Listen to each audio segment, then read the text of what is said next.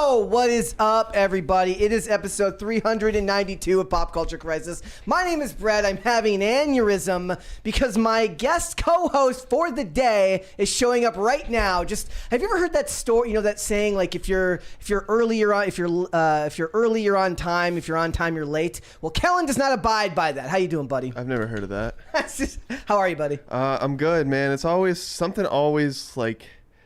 You know, yesterday I had to clean up after my dog while I was trying to go out the door. Today, rain's falling from the sky, so people are going crazy.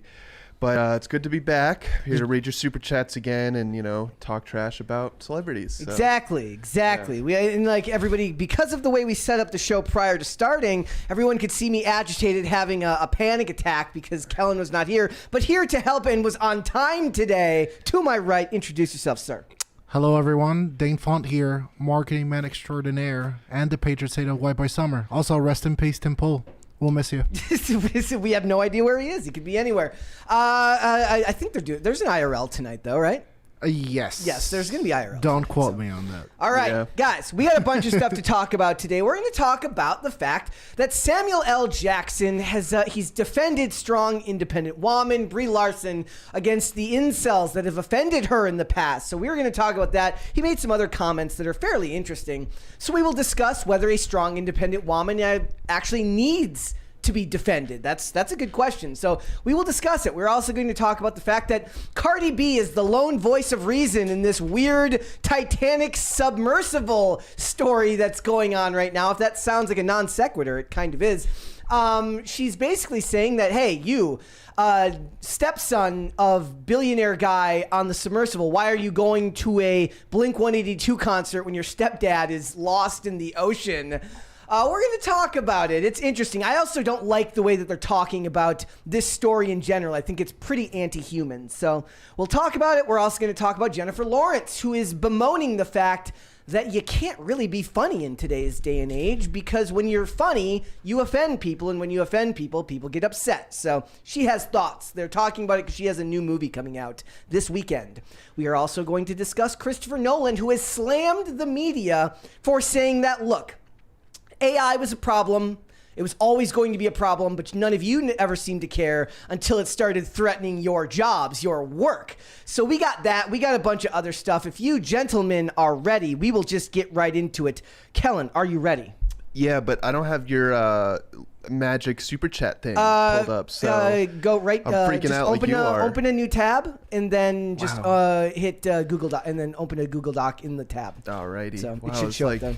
High tech, man. It should say Super Chats 1. All right. Got it? Yeah, I'm All ready. right, let's go. It. Dane, you ready? But before we start, Kellen, Brie Larson, yeah or nay? Yeah. Oh, there we go. That reminds me. Okay, guys, when I started the show today, I tried to put up a poll that said Brie Larson hot or not, and I even put respectfully in the things. I put hot respectfully, not hot. Respectfully, and it didn't let me post the poll. It stopped it. It wouldn't go. It wouldn't submit. What if you reword it? I didn't have the time, so I put up a new one. I said, "Does YouTube censor polls?" So that is the poll. I mean, it's probably just got a flag for like hot or not. Yeah. Which is weird, but disrespectful. I'm sure they're saying. I guess so. I was just thinking about YouTube.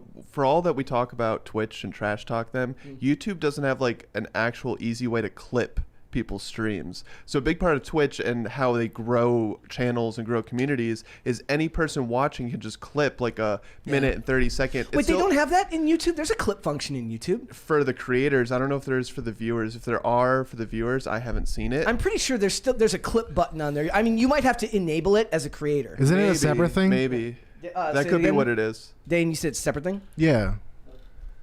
Okay. Like an add-on? Yeah, it might be. Maybe, yeah. All right, so let's get right into it because we got a bunch of other fun stuff to talk about here at the start of the show. So first things first, Brazil is looking to enshrine Taylor Swift laws to create penalties for scalpers. What do you think about that?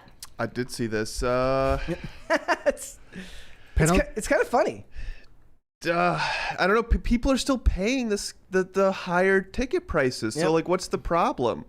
I think they should probably. I didn't read into these laws, but if they have like laws against the bots, if they have like laws against the bots, because I know a lot of these people have bots where they'll go in like with the shoe drops. Yeah. You know, they'll have the dude. bot enabled and they just scoop up the shoes instantly. So regular people like you and I never have a chance of getting them. And then you pay the ridiculous StockX fees. And During the hopefully they're real. pandemic, that happened with the PS5s.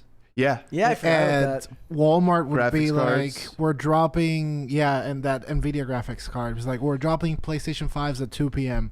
And I'd be at like 157, like refreshing my cart. And every time it's like, we're all sold out. And I was like, damn. Did you end up getting Yeah. one? Yeah, I had to Took buy some it from time. some Mexican kid. Okay. All right. Guys, also before we get started, would you remember to please hit the like button on this video and subscribe to this channel if you have not done so already. Make me and all my anxiety, make it worth it when people show up at the last minute here. I need you guys to hit the like button on this video and subscribe to this channel. Also remember, all super chats $20 and over, we will interrupt the discussion. We will read those super chats right here and now, right then and there, and then we will get right back on the discussion. So thank you very much. All right. So another thing that's going on right now is Smosh. Did you see this, Kellen? Yeah, I did. Smosh back. People were amazed because I was like, I didn't really watch Smosh, but everyone else that I was talking to has just loved it. So Do you know what Smosh is? yeah. Yeah. I didn't know that Good Mythical Morning bought them recently. I didn't see this photo before. It's really funny because it looks like a before and after. Like the before is on the right and then the after is on the left of this photo you got pulled up of the guys. But yeah, like I used to watch Smosh because that was early YouTube. Like Yeah, they early were. YouTube success. Really, it's a skit channel. Yeah, them. Who was the guys that did all the early Halo content? I watched a lot of them too. I don't know. But it says the duo Anyway. have reunited on-screen comedy partners and off-screen business associates to acquire a majority ownership and stake in Smosh from Mythical Entertainment. So, you know, that could be good. I do wonder, like, it's kind of hard. It's reminiscent of a time in the world, and it might be hard to kind of get that magic back. Like, I don't really see it recapturing the same. Like, we all know what happened with with Frosk and what they tried to do with G4 TV. It's very hard to go home again when you try to rebuild And do something these like guys that. have it? They've been out of the game for how long? Oh my god, right? that good. Yeah. That's what I'm wondering. What did they do in the meanwhile? And do they got a minimum anymore? Probably made all their money. Probably don't need to be working. Are they just gonna do like the floss dancing now to be hip with the kids? Must be. I'm doing it. We got a 'cause- $20 super chat there from Deuce Boogaloo. Deuce Boogaloo says YouTube censors a ton with everything. I can't mention other social medias and super chats or even certain identity groups. There have been times I've rewarded one. Reworded.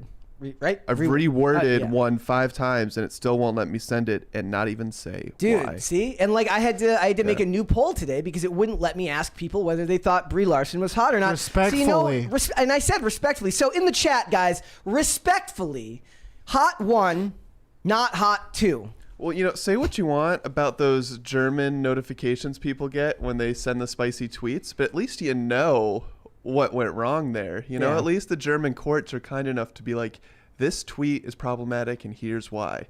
You know, a lot of these like little sensors that these platforms have built in, you have no idea why it's not working. You don't know if it's their servers. You don't know if it's your own, 7-Eleven Wi-Fi you're mooching off from across the street. Could be. Right? You don't know, or it could be their sensors. So it's tough to know sometimes. Yeah. So people can check it out. Like I said, I don't see a lot of creators. Like even creators that have stayed around don't always necessarily hold on to that same. Like I still love honest trailers, and I still love everything wrong with all the screen the screen junkie stuff. But it had a heyday where it was Bad much lip reading. more, when it was much more popular and relevant. But I still think that they do a really good job. Especially, I still think Honest Trailers does really good work still. Do you think, as a person though, do you think the younger generations are going to experience that and discover it and love it for a period of time, just like we all did? Like we may have been a part of it and been around for when it got popular, all around. It won't be remembered to them the same way, no. Well, sure, they'll have a different perspective, but I'm wondering if they'll catch on. I wonder if those channels are still hot because younger audiences are getting older and older, and they're finding them. So people that weren't into sports are like, oh, football's cool now, and then there's this lip reading I channel. don't think so, and I'll tell you why. It's because the YouTube algorithm is very manipulated anymore, and you could tell specifically by the trending tab. It all seems very curated. So regardless of if people would naturally, inherently want to watch some of the classics, I'm pretty sure that you would have to hard find them now. Like whatever you're being recommended to, it's on some logarithm that like they're like sifting a path of the experience that you want. Like I don't know how many times I've had to tell YouTube, do not give me a Lex Friedman video. Like, No, stop it. you're like, seriously, no Lex Friedman. I ask you, I beg of you. I beg of you. I beg of you, no Lex Friedman. It's literally like, so Lex Friedman then. I was okay. So I was watching a video from Zach from Comics Matter earlier, and he was saying like he had to buy some comic. He's like now because he reviews these comics, and he reviewed this one that involved like a Pride Month issue from Amazon. He goes, which means that I will now have this in my algorithm on Amazon for the next year. Yep. Forever, because it's going to decide that this is what, like, anytime you search something, he's like, I looked up one Metallica song, haven't cared about Metallica in 50 years, and now my computer has decided that all I deserve to ever look at ever is Metallica. You know what's so good though, when the algorithm works well, is like those history and science videos. So if you like let those play for a while, then you're gonna get like recommended the coolest stuff, just like conspiracies and natural disasters and all kinds of nerdy stuff. Yeah. So that's where the algorithm actually works and shows you like stuff that you want to see. For me, it's insulting because for me, it thinks that I want to watch Lex Friedman and these Red Pill podcasts. So it thinks I'm a single loser guy. who else do you tell it not to? It thinks I'm a show single loser midwit. But you need to autoplay like baking videos or something. Dude, like. I consistently watch the things I watch. I watch gaming stuff, and I mean the Tim stuff, and it's like, but Lex Friedman though. I think he fits in that realm. do you wanna- unfortunately. Yeah, he's connected to Tim through the fact that they're Or both- gaming, too, yeah. But also it's long form content, right? Those interviews are long. Do you want to know what this random chick's body count is? Like, Dude, what you What's need to your do body is count? go into YouTube and search top TikToks of 2022 and just let the videos play. It'll reset the algorithm for you. what was the first TikTok that was Vine? Yeah, But we got a the Vines. $20 We one. got a $20 one there from Clint Torres. Clint says, Clint Torres says, I haven't found Brie Larson hot since Kong Skull Island, but I wouldn't turn her down if she bought the drinks. She, I actually just watched Kong Skull Island for the first time over Christmas It's this silly. year. Is that a thing? I liked it. Yeah. It was fine. I thought that was like a porn joke. No, it's a. I think Brie Larson is one of those celebrities that's 100% not guilty is not the right word, but a victim of like setting her up on a pedestal, right? Like we'll talk, a normal. Let's talk about it when we get to her. We'll talk about it when we get to her topic. We got stuff to say. So, Jeez, Brad. Hey, sorry for trying to stay on topic here today, guys. All right, so this is. Did you see the video the other day? You were here. You were not here. Did you see the video of BB Rexa getting tagged in the head with the phone? Who? She's a singer. She just like my favorite part was like, okay, so the guy gets arrested, right? And he's like, I thought it, he looks like Sam Smith, and the guy's like, I thought it would be funny, but now that he's got a lawyer, his lawyer's like, he wanted to throw it on the phone on the stage so she would take a picture with it. Oh, okay. It's hilarious, right? Well, but this isn't the only incident. This other incident just happened where Ava Max gets the crap slapped out of her by a fan on stage. Oh my! So here, let's watch. It's not cool, guys. You shouldn't be doing stuff. The celebrities may be annoying, but you shouldn't be like assaulting them. It's not good.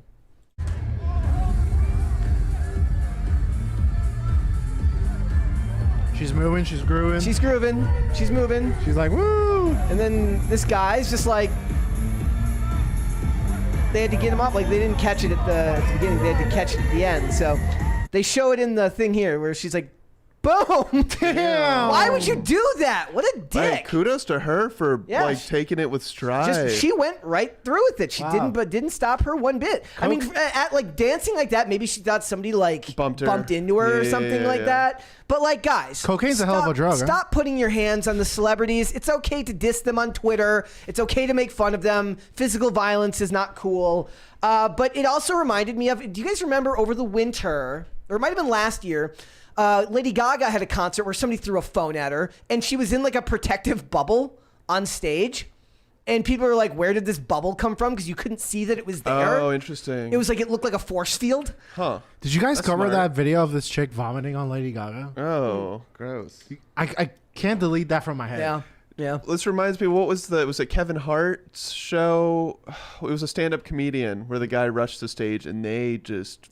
And it happened to somebody right after what happened to Dave Chappelle. That's what it was. It happened Dave to Chappelle. another guy like the night after, the next night at like a smaller comedy club. Yeah. Like, and it's not a good place to be. People should not be assaulting the celebrities. I mean, you saw this occasionally, I think, over the last few decades, but with the rise of social media, now you can, you get likes and shares and you see how viral this, and these people are probably not spending more than a couple nights in jail. Let's be real. And is this really, let's face it, is it Will Smith's fault?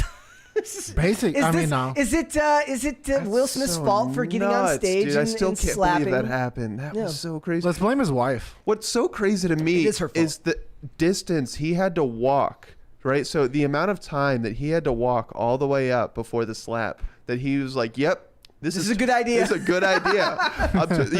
Oh yeah, here we go. I'm just like, he's probably psyching himself up. It's unreal to me. If I had to walk that far, it wouldn't be intimidating anymore, and I'd turn around and go back to my seat. And how bad do you want to slap someone though? It's worse. He if must you have get really to the, wanted it. Yeah. It's worse if you get to the top and like you're about to slap him, but you're like, just give me a sec. Yeah, right. I'm out of breath. What if like George Soros offered him like a $1 million bet? He's like, hey, you won't slap someone live at the award show. He's like, yeah, I will. I'll do it. Probably would. Yeah, a little handshake deal. Probably Guys, for $10K. Don't slap the celebrities. Yeah, It's not don't good. do it. All right, I want to talk about Disney because Disney, their chief diversity, equity, and inclusion officer, has left the company. Her name is Latondra Newton. She did that crazy video where she talked about, she's like, I don't want to put, like, she goes, because I'm gay, like I want gay characters in everything. It was called the Reimagining Tomorrow. Basically, the idea here is it's the DEI initiatives that involve working with stakeholders, because as we know, stakeholders are far more important when we're talking about ESG scores. But it's about creating a world that people feel safe and belong in. And I'm just like, why is a company deciding, like when did safety become this paramount concern for an entertainment company? Dude, I was talking about this. You know what? I don't know if I want to go on this tangent, but I was talking to Ben Stewart about like when did culture just like turn this way, and essentially everything came back to Occupy. Yeah, that was really the moment. There's a really good video from Signal Productions that I've referenced several times. It's called The Birth of Woke Capitalism, and they say that basically it all goes back to Occupy and the bad press that all of these investment firms and banks developed during that movement. So that was when they started shifting their focus away from shareholders towards stakeholders and stuff like that. I don't think it's that easy. I think it's definitely around that time, but I don't think it's one of those things that you can say, point to one event and be like, this is where it started. I think it's that combined. I think that was also a result of just not only the economy, the state. Well, that's of things, what they're talking about in this because it's related to the economy. Sure, but what I think it's largely social media. As iPhones got more and more popular, Androids, whatever, and people got more and more online and connected and started, lashing out more and more and started getting angrier, right? And their attention. So you're span saying is, the boomers? No, I not agree. necessarily. No, I'm saying it's everybody. I do think it's a been lot like of a it, slow burn. It's not just one event ever since the iPhone. Really, a lot of it is like if you just really break it down, you were never connected to a bunch of people that didn't share your values on a regular basis. So it's like now you could go to your family dinner. And even when you went to Thanksgiving, right, you have your one uncle who disagrees with everything the rest of the family says, right? That was your healthy dose of disagreement with people. Nowadays, you're constantly surrounded by people who don't just actively disagree with you, but want to have an argument about it.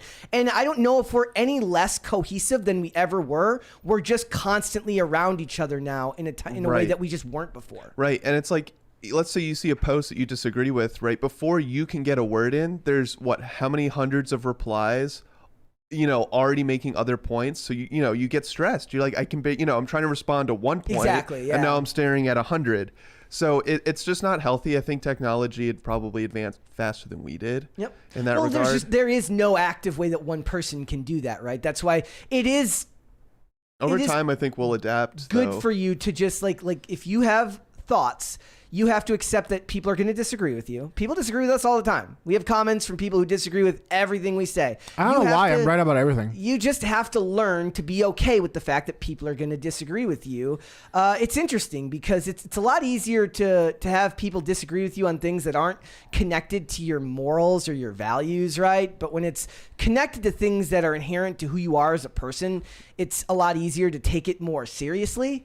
And you just have to learn to be okay with that. And you have to learn to be okay with being misunderstood and misrepresented. Well, that's one thing, but it's also, people are not being authentic anymore. Like we're always crying about how social credit scores are coming. Dude, they're already here. As soon as you logged into Facebook and made an account, any social media platform, right? You signed up for the credit score. How many likes or friends or followers people has, that's all the score right there. So people won't be authentic. They'll do what gets them clicks and likes. So they're not hard. They're not closing the DEI department at Disney. Did anybody actually think they were? And that was never going to happen, right? It's also funny too because they're explaining like what her job was and all the things, and it's like it's all the whites. It's white supremacy, white privilege, white fragility. It's all the things that they have to educate you on, and microaggressions and all these things. And I'm just like, that had to be like for an activist, that must have been a fantastic job, but to anyone else, it seems like that would be just a soul-sucking, awful position. I don't know if it was Stanford or MIT, but one of these like bigwig schools, they basically hired a DEI person to run the STEM fields. And when they got the proposals of what the person wanted to implement, they fired them on the spot. They were like, "What? Yeah, you want to do what?" Well, it's weird because the people that are in these positions that you'd hire for a role like that, right? They're older and they have a lot of schooling underneath them, so they're very out of touch. No, I disagree. Yeah. I think most of these people are in their early 30s. They're not older. But they've that's gone old for through Kellen. they've gone through the education pipeline, is what I'm saying. Okay, right? yeah. So they've got their masters. Extremely out of touch. I don't think they're like 60. I'm saying they probably have their masters. Like so, they've in a very lived in the education specific system. odd field usually. Yeah. It says, according to Insider who spoke to Variety, Newton's post-Disney career will be her being added to the board of an as-of-yet known company, as well as dedicating more time to her personal creative company. Well, I imagine that's going to be just a blast to work on, right? Like, working for her would probably be fantastic. I'm sure it would be great. But yeah, so it says, educating people on topics like systemic racism, white privilege, white fragility, white saviors, microaggressions, and anti-racism. And we've all seen the slides that come out from when they have these segregated DEI meetings, right? Where the men have to have a separate meeting, the women have to have a separate meeting. And it's crazy because these departments are now lauded by society, and it's not a good thing. In my opinion, it's not a good thing. Dude, have you heard this one grifter? It's next level. So she has a company and she goes to your house. You invite her over for dinner. So not only does she get paid, it's a free meal. She gets fed, and she's basically like. He's like, hey, Bob, can you pass me the potatoes, you bigoted, stupid white man? Oh, I think I have seen this. It's like, what? It's That's incredible. A real thing? Yeah. It's like a single Dude, person. can I get on this as a Hispanic Latinx? It's like rich liberals that have nothing else to do with their day. They sign up for these education courses because, it's a little trophy that you can show to your friends. Dude, look how noble I am. It's like $10K a pop. Yeah. To have lunch and call people racist. Kudos to the person that I was gonna say kudos to the person that's running it. I mean, that's what happened to Robin DiAngelo, right? She went to a picnic, realized she was racist, and then decided instead of working on herself to call literally everyone else racist. Do you? I don't know if this is on the docket, but do you see the I don't know why I remember this. The Zendaya new movie trailer. Oh yeah. Oh yeah.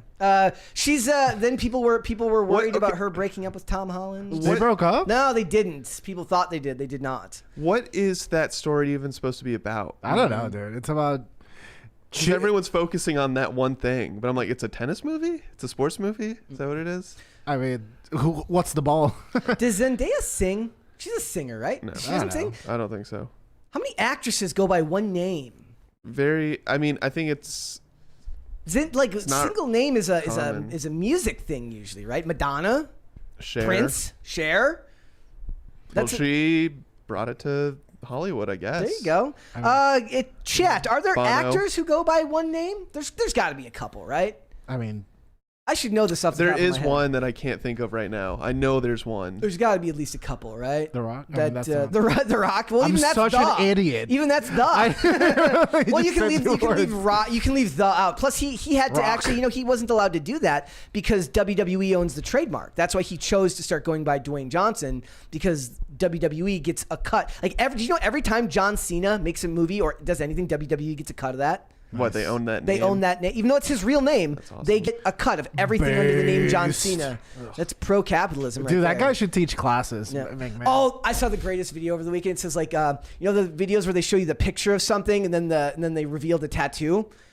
Like of some so it's like to show you how accurate the tattoo is. Oh, to the okay, photo. yeah. It was like a photo of John Cena and they wipe it away and it's just nothing on the arm. Oh, that's really good. It made me That's really laugh. good. It made me laugh. He has a new book out, and it looks like It should be nothing on it. You can't see it. it's very like bubbly letters, very like pastel colors. I'm like, this looks like it That's was right in line written with for. I don't know. It's just very. I was like, John Cena wrote this. Weird. It's right in line with him. He Guys, used to always have the we have to colorful address colors. in chat the Zendaya is mid discourse. This is false. That is false. This is false. She's hot. Like what's going on, guys? She's a little tall for me, but that's a personal preference. No. She's Dude, pretty. No, she's not that tall. She's tall. How She's tall? She's not taller than tall. Tom Holland, who's 5'8". So, yeah, she's under 6 foot's good. That's good. I'm 5'5", so 6 foot is a little tall for me. You know what?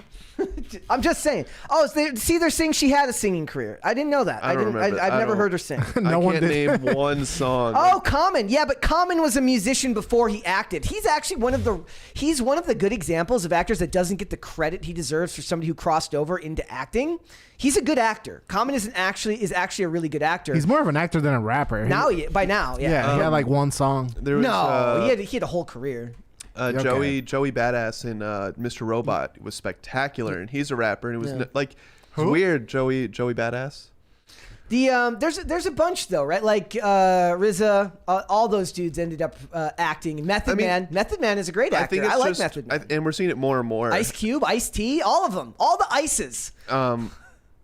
Jack Harlow now with that new That doesn't movie. count. He I'm not sucks. saying it was good or bad, but what I'm saying is it's kind of just proof that our, Hollywood, politics, social media, everything's just fusing into this one giant gross bubble. Yep. You know? Well, yeah, like we were talking about that when they were doing the Country Music Awards, and it's like everything has to be some gross Borg of pop culture now, where you can't just have separate cultures, separate subcultures where you're allowed to just exist. It all has to be some type of everyone's welcome here. And that's fine. Everyone should be welcome there, but they should want to be part of that group, not want that group to let them fit in by their own standards. Like, you should make the effort to join the group. Yeah, that's true. Like, it shouldn't keep anyone out, but it should not make the effort to just let everyone be who they were just to fit into that group. The group shouldn't have to change for you. You should change for the group if you're going to go join something like that.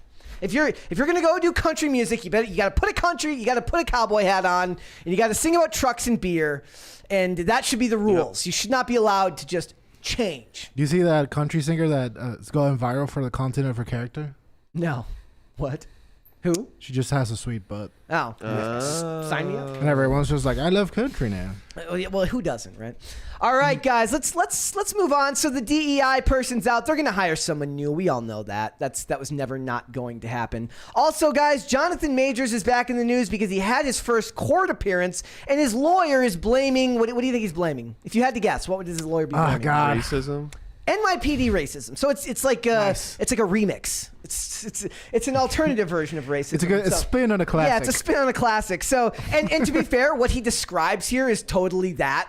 So, assuming that the lawyer's telling the truth, which is a dubious claim at best, it actually sounds a little bit like that. So it says, Jonathan Majors appeared with his new girlfriend, Megan Good. Megan Good is a smoking hot actress. Megan Good is not the girl they're referring to that he supposedly had the incident with, the ex-girlfriend. So it's not the same person.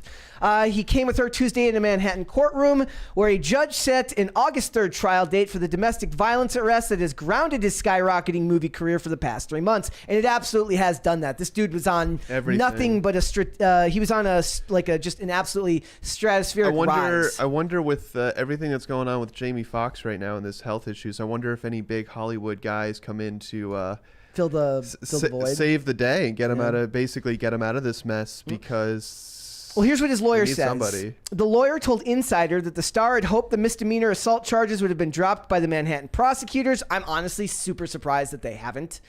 To be honest, given that he's a celebrity, I'm very surprised. So it says it was 3 weeks later that Majors was arrested on suspicion of hitting his then girlfriend Grace Jabari. That is the first I've seen the name of this person. It's always just been an unnamed person. There's video of this, right? But the face was blurred out in the video. But so was it blurred like No, the quality was bad, or no. someone blurred it?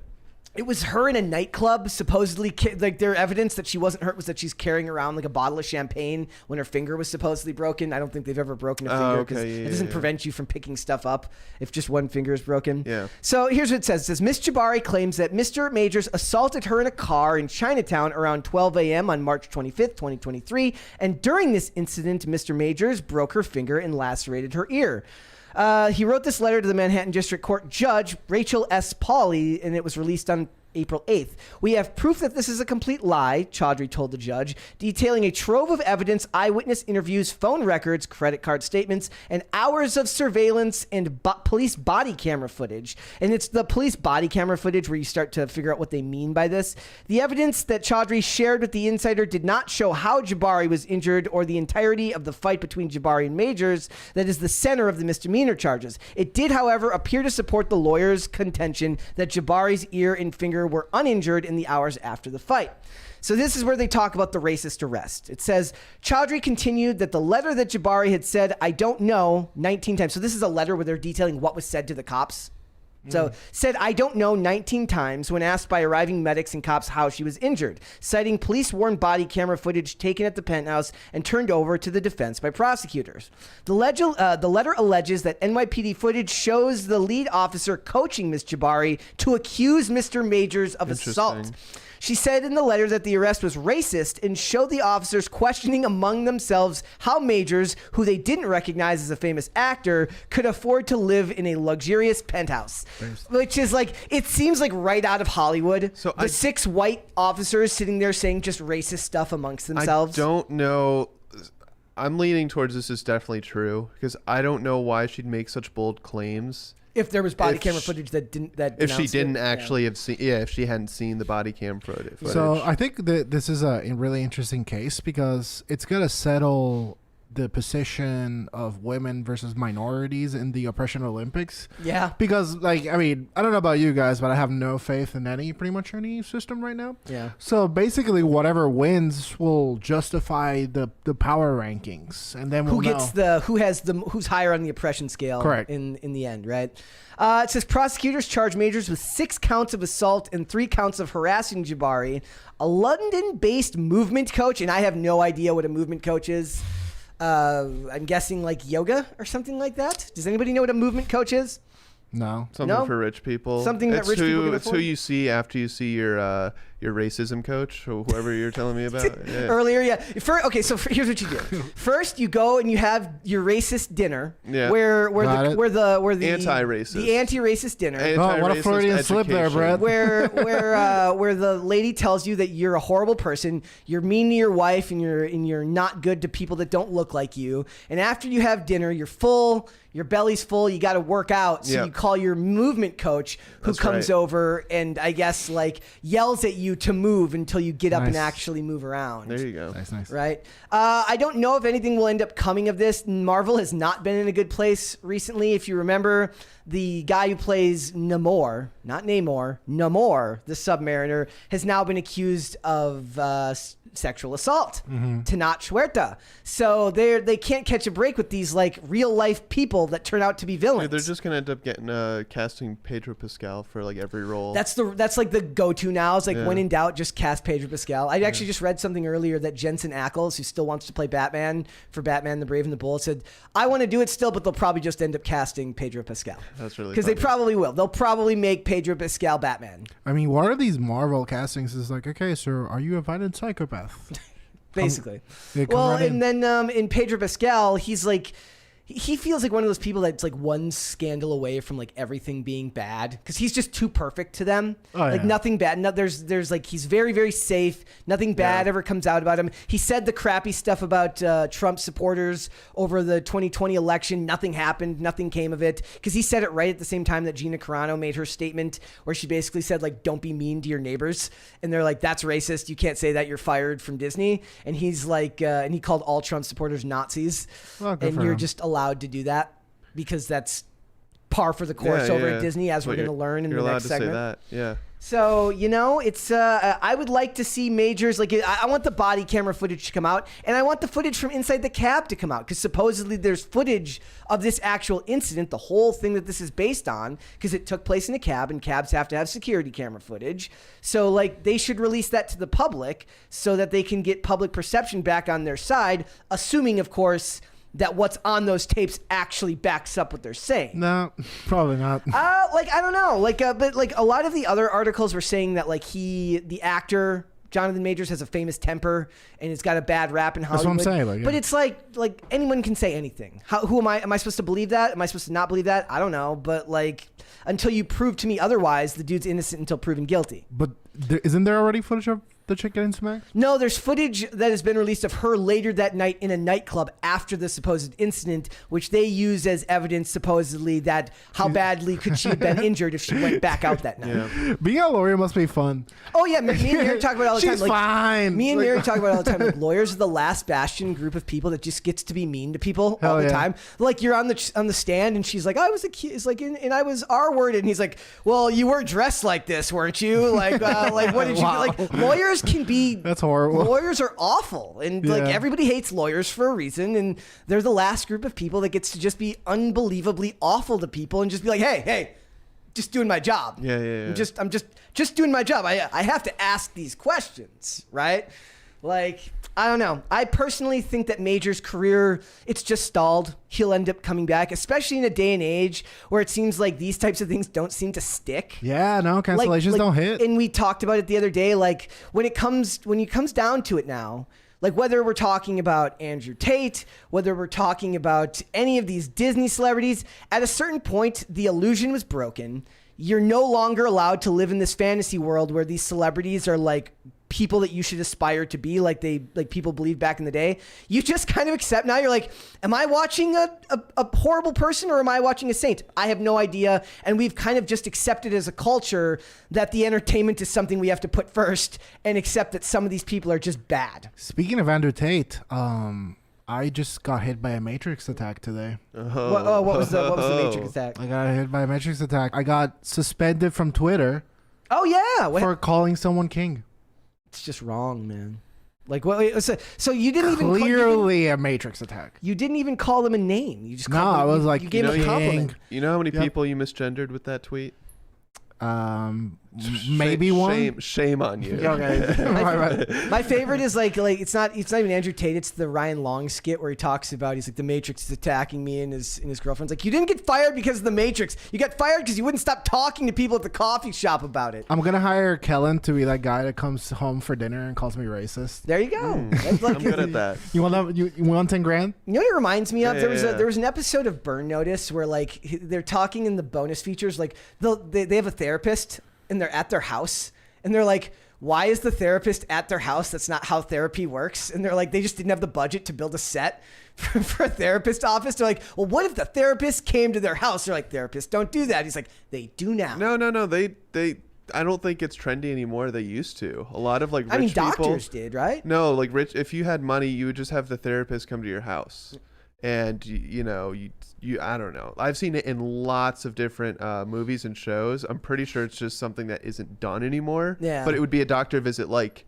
any other. You know. They did like in like season 5 of Blue Bloods, they had a doctor like take care of Frank at home, and I'm like, it's like 2015. Doctors aren't coming to your house, but I guess he's the police commissioner. He probably has a doctor. I know, on call. it'd be weird too. He's like, you're feeling sick, and he'll look around and see like empty bags of Doritos and Coca-Cola, and be like, Well, I can tell you why you're feeling sick, in man. the show, he had like an ankle injury, so they just put a boot on his leg. But like now, they're like, oh, I don't feel well. They're like, well, look at all this junk food around you. Yeah. Are you getting up and not playing video games at all during the day, or are you just playing video games all it's day? like, dude, it's the Twinkies and the Netflix that's been running for 8 hours. That's me. All right, guys. Also, I want to give an update on Isom number 2, which has passed $1.5 million. What is this?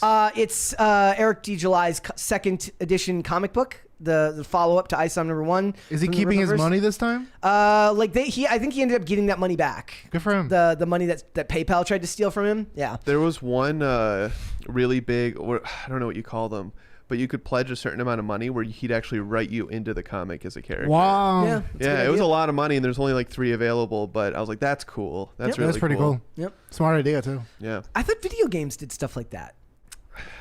Video games often immortalize famous players. Yeah, the celebrities now. Yeah. Have you heard of Let Me Solo Her? Mm-mm.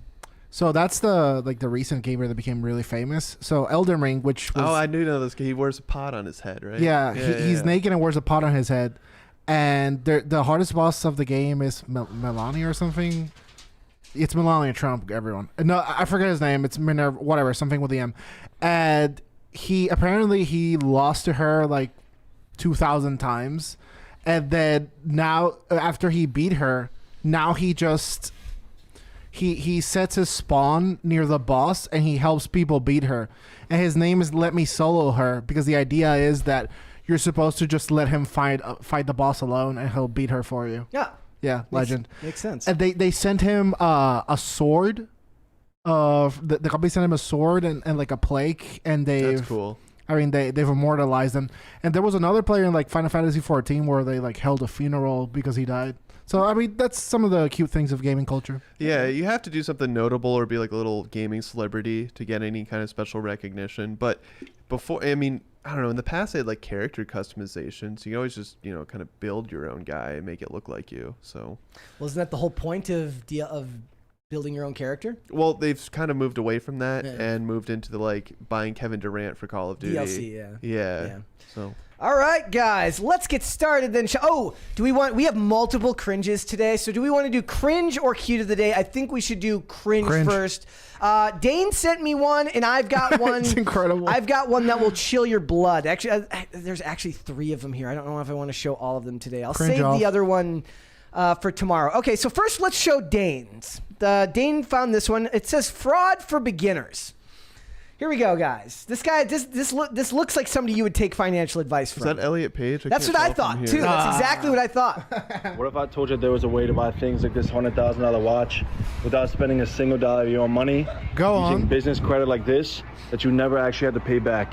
Not to the average person, guys. This sounds crazy, but any business owner knows how this works. You know how personal credit works. Why do they Let's all say, do for this? example, you will get a car or a credit card in your personal name. You're personally held responsible for that. So if you were to go get a credit card in your personal name and you were to go max the card out, you're going to be held liable. And if you don't make that payment back, the bank could come and sue you. Now, what makes us different about business credit? With business credit, you are not personally held responsible for that line of credit. So let's say, for example, how I got this watch. I was able to open a business that I didn't really give a shit about. I went and opened business credit cards in that account. I then proceeded to go on. It's the I don't really give a shit part about I'm going to turn around and sell it to a That's jeweler awesome. for $80,000 in cash, which now gives me the cash. I'll file bankruptcy on the company. I'll never have to actually pay it back because I'm not personally liable for that American Express card. It's all liable underneath my business. It's all weird to explain in one video, but guys, if you're interested in getting involved in this and you can use some extra easy money now, I want you to go to Instagram. It's like have you ever seen the video where a guy's like, he's like, when you wake up, you open an LLC, then you buy NBC. Once you buy NBC, you buy a Komodo dragon. Once you buy the guy's like listening to it and taking notes, like, Dude, I love that these kids are so room temperature dumb that they're confessing to crimes. I don't know. This seems like it might be an elaborate like hoax. I feel like he's playing a character right now because it's just too good. Because that's 100% fraud what he's doing. Yeah. 100%. So and there's no way he could go through all those steps and commit fraud, but then be dumb enough to make a TikTok about Oh, it. I believe so. And look at the house, Daddy-O. Look how many companies is this guy starting? Dustin says this is a Tim Dillon joke. If it's a Tim Dillon joke, good for him. then Okay. it's funnier if this guy isn't like that and the guy's just really, really dumb. Or he took the joke. He's like, actually, that's a really good idea. I'm gonna go do that. You know. All right. Also, guys, if you were wondering what Angry Birds thought about pronouns, they give you a handy graph here of she, her, he, him, they, them. I don't know what makes it a they, them on the side there. It's choice, Brett. It's apparently choice. They's You choice. know, it is what it is. Dude, they should have made the little light blue ones they them because they're the ones that split into 3. There you go. And that would have made sense. It's like, oh, because you hit it and it becomes many people. It's Wait, them. Is this the mind melting cringe? Oh no, I saw it. I know what this is. What the article? The other one. Okay, here we go, guys. God. This is it's not a video, so I have to go through it with you, but just bear with me. It says, I divorced my dying husband. He wallowed in self-pity and killed my vibe. That's what this says. Guys, the vibes were off. The vibes were off. So it says a woman has opened up about why she divorced her dying husband, saying that his 5-year cancer battle took a toll on their marriage and he wallowed in self-pity. Well, how dare he get cancer and feel bad for himself. But the bride's dreams were soon dashed after their marriage when the husband, then 37, was diagnosed with testicular cancer. We couldn't think about our future, she told Caters. How can you plan your future as a newly married couple when you're struggling with something like cancer? People react in one of 2 ways to critical illnesses, she said. I've seen it over and over again. The first type was how my husband unfortunately was. The people who drown in self-pity. The second type of people are the ones who instead are concerned with everyone around them. So what she's saying is that her husband should have been more concerned about her. So it's man gets testicular cancer, women most affected. Well, Dude. Don't think too hard about this. I'm going to think hard about it. We're going through this whole thing. She lives in New York with her husband and said that no one was worried about how she was doing during the difficult time.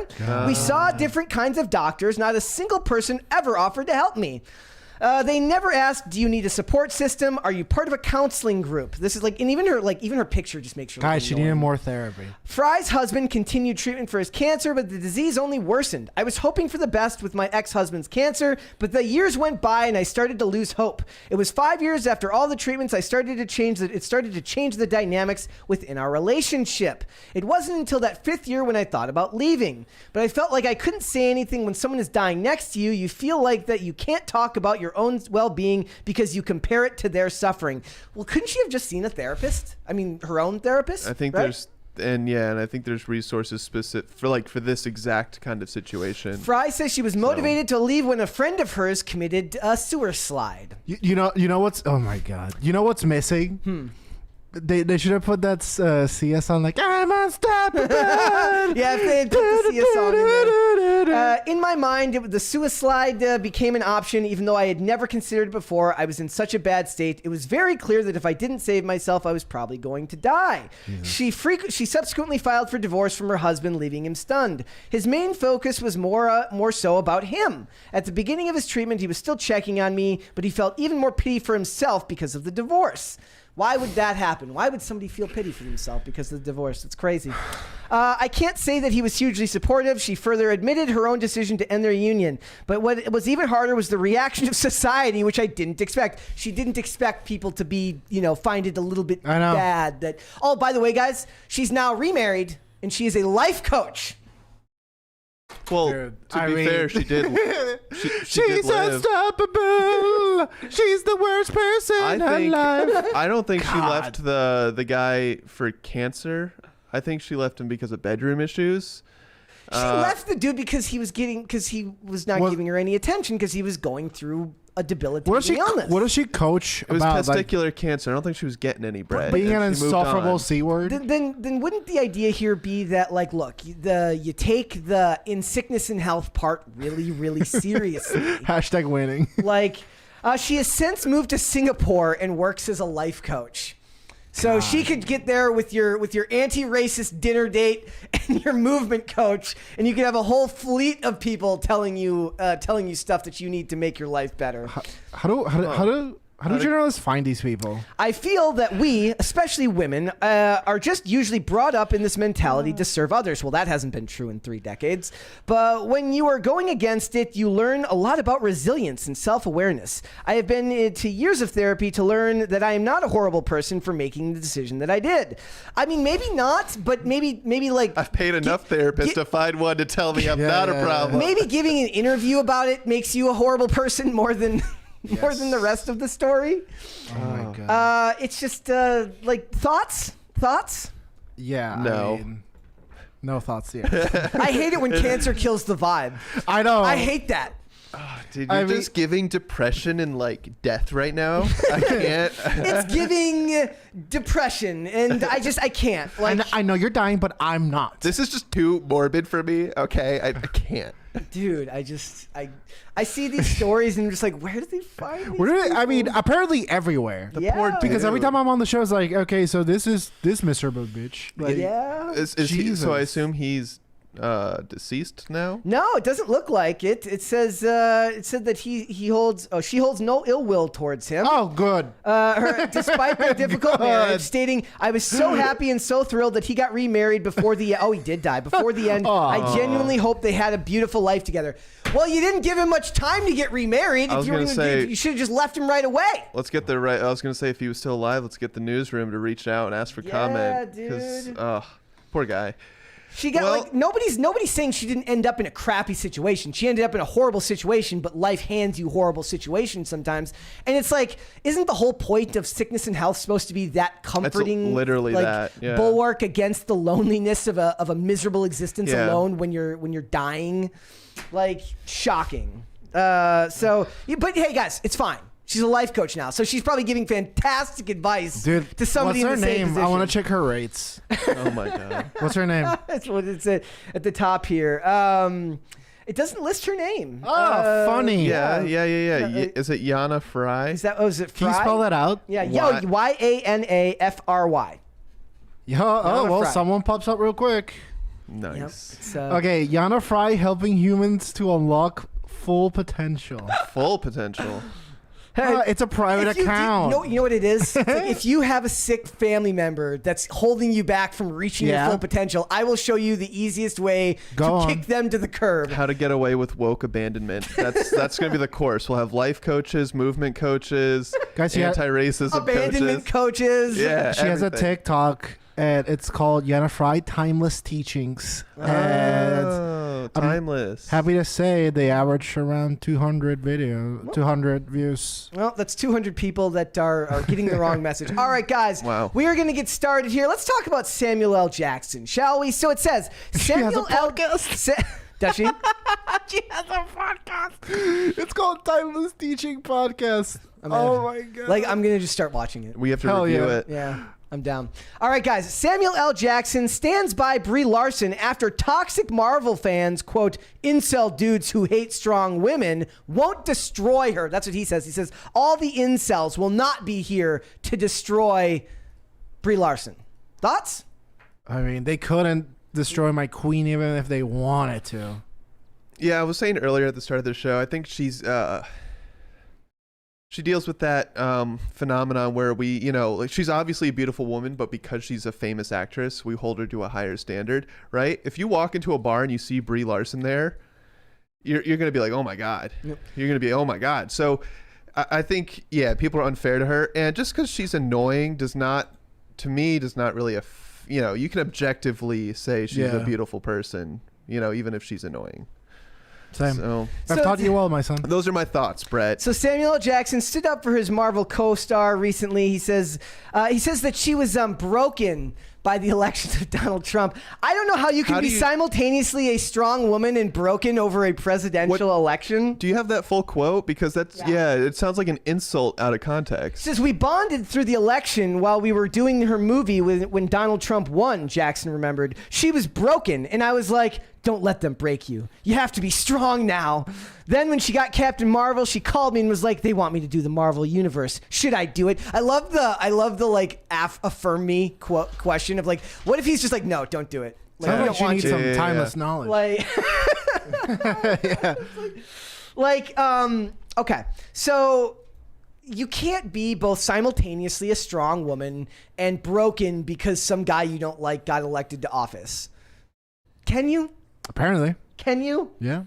Like, and I don't think that her problem is that she's unattractive. She's plenty attractive. Her problem isn't even that she's a bad actress, though people would say she's wouldn't. It's that she has said a bunch of stuff early on in the most pivotal time in your career when your image needs to be as crisp as it can that just rubbed people the wrong way, right? So when people hear you say nobody cares what 40-year-old white dudes have to say about A Wrinkle in Time, it just reeks of entitlement and identity politics in a way that's going to be very hard to outrun.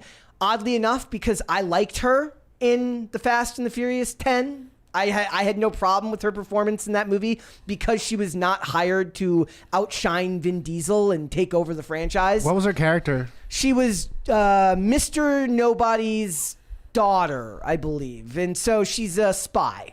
Nice. And she gets to come and meet up with Vin. She gives him the God's eye, and then she looks like she holds a gun. Looks like she's never held a gun a day in her life. It's awesome. I believe it. Like, She probably hasn't. It's there's like she's very very wooden for somebody. Like, I imagine if they gave her a role that was all about having TDS, about some like Donald Trump-esque politician, she'd do good because she'd be able to channel. I don't her believe actual anyone has TDS. I mean, none of these people have TDS. They're like, just read the script. I just think everyone has the same agent that is like, okay, honey, you hate Trump and you're progressive. Think that's true. You'll get that any role you want. I think a lot of them. Oh, dude, Serge talks about it all the time that he didn't get a either a job or a gig out in Hollywood because they said, "Where's your pronouns in your bio?" Nice. Because he just didn't have them at all. Yeah. They're like, "Where you need those?" Like, and he's like, "Okay, I'm gonna look for something else now." What's your pronouns, So Kevin? this is totally like we joke about it, but it's totally like there's life coaches out there in this country that'll tell you what to say. Yeah. Well, yeah, and then Yana comes in and is like, "Have you thought about putting your pronouns in your bio before you leave your husband?"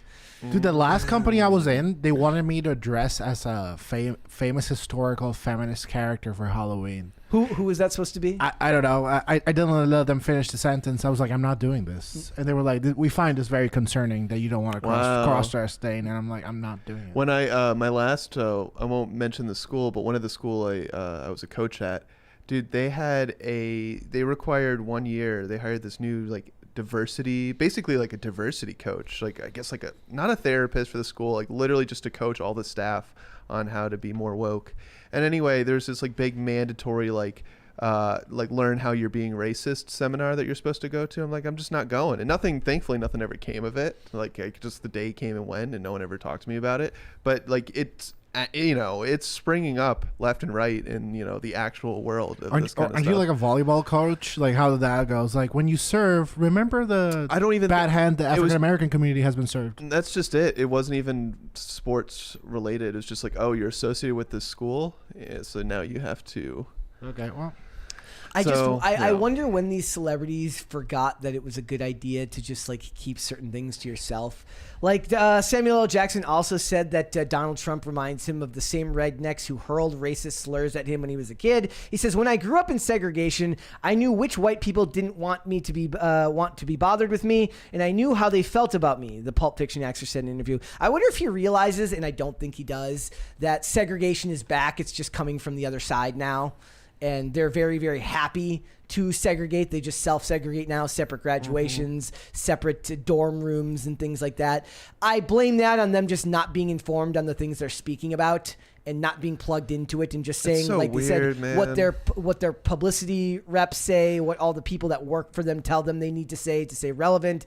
He says, that's what the Republican Party is now to me. Like, 20 years ago, you would be smart enough to understand that even if you don't like these people, they're your paying customers, and you should probably keep that to yourself. Like, it is really what ruined celebrities, right? It's not that celebrities were ever better. It's that they didn't have social media to say stupid things and put their foot in their mouth. Right. Well, but I don't think it should matter because like.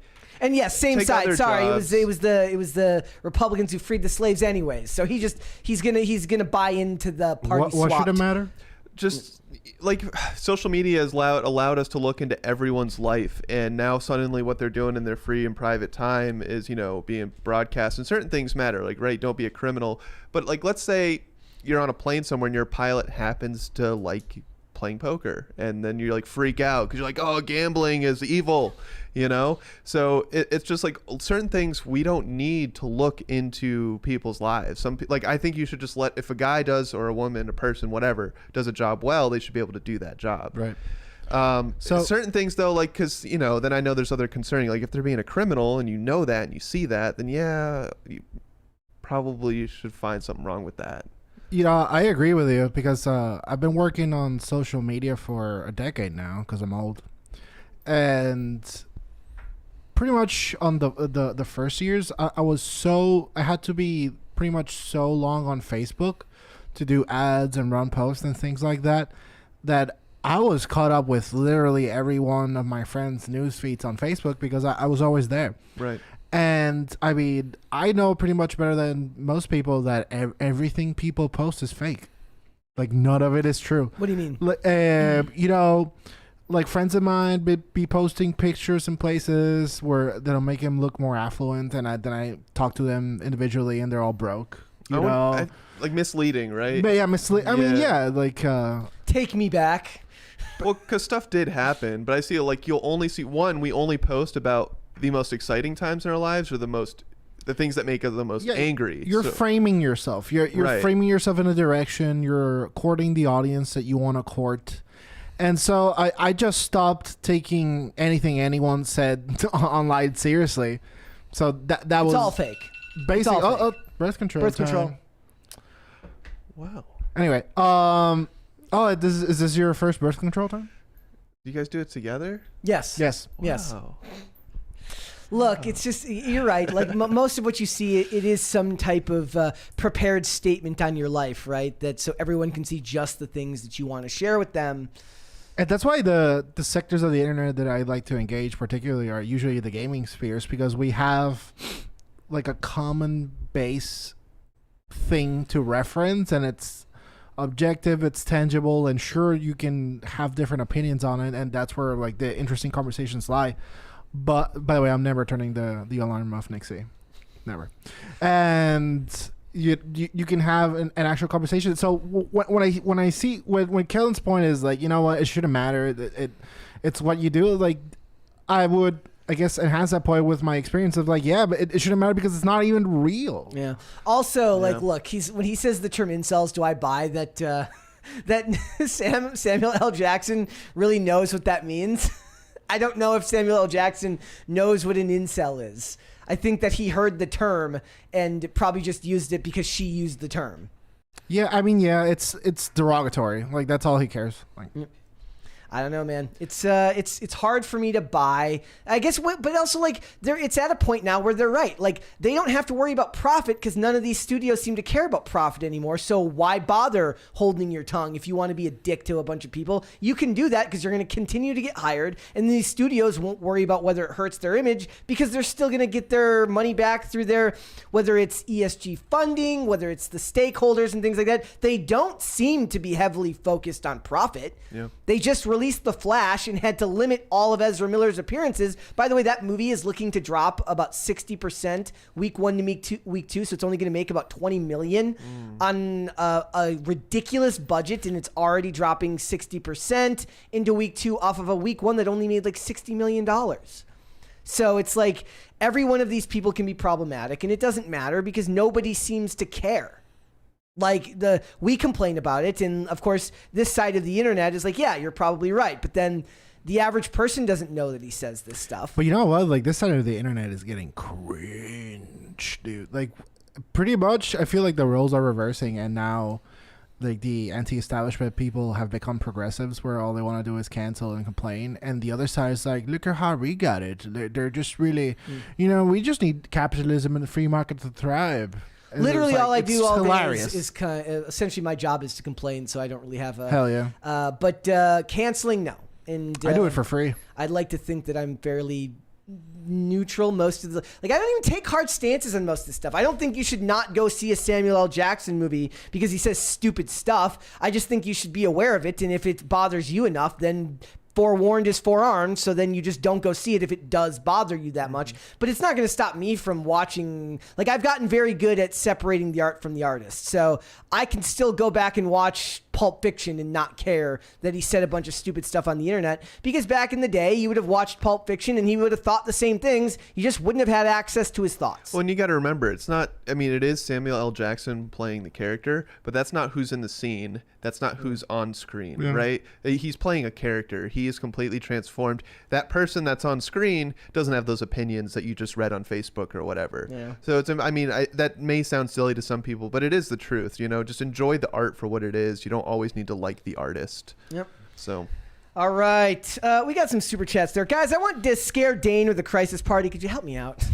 All right. Well, while they get that going, Andrew Jacobs with $2 says, free Dane. Hi, Brett. How's it going, buddy? Jacob Edler says, Dane, you're try-hard flutter main. Zacian, is that right? I think so, yeah. What does that mean? User ain't you. So that's 2 Pokemon. I think they're both banned, so I don't use any. I use Sun. Fear Me It's Brie says, it's National Naked Hiking Day. I hate humanity. Dude, that's why I never saw the appeal with Naked and Afraid. Like, I like survival shows, but why do they need to be naked? It's hard enough being stranded in the middle of nowhere. Do you like Survivor? No, I like that Alone show. Have you ever seen that one? No. They just get a camera and they're just alone. They have to, last person survive wins. How long? Yeah. Oh, last person to survive? Yeah. What's the longest? That's a good question, but usually it's like a month plus. Jeez. Like 2 months, yeah. In the chat, Rhaegar Targaryen says, what if the artist calls you a racial slur for voting Republican? At Kellen, they're asking you that. What if the artist calls you what? A racial slur for voting Republican. If Samuel L. Jackson added me specifically, yeah, that's a little bit different. then maybe we'll have, I'm like, when people speak in just general terms, whatever, man, just ignore it. It'll make your life easier. Let's hold off on the rest. We'll come back. All right, guys, here we go. Let's talk about it. So Cardi B, she is in the news. If you wanted a voice of reason in a very strange story, have you guys seen the story about the sub? About the billionaires on the sub? It's a submersible. It's lost underneath. It's by the Titanic, and they don't know what's going on with it. It's super sad. The whole story is super sad. So there's 5 billionaires on the bottom of the ocean, and what I've gained from the public is that nobody seems to care because they're rich. That's what it seems to me. It seems like everyone's just like, sucks to be them. They're rich and doing something stupid. Why are they on the bottom of the ocean? Because they were doing a tour of the Titanic wreckage. Oh. Okay. So here is what happened is the stepson of one of the billionaires, he went to a Blink-182 concert while they were searching for his stepdad.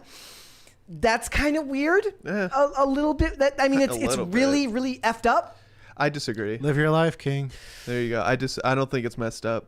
No, I'm being ironic. Optics-wise, I don't think he should have done it. Who cares?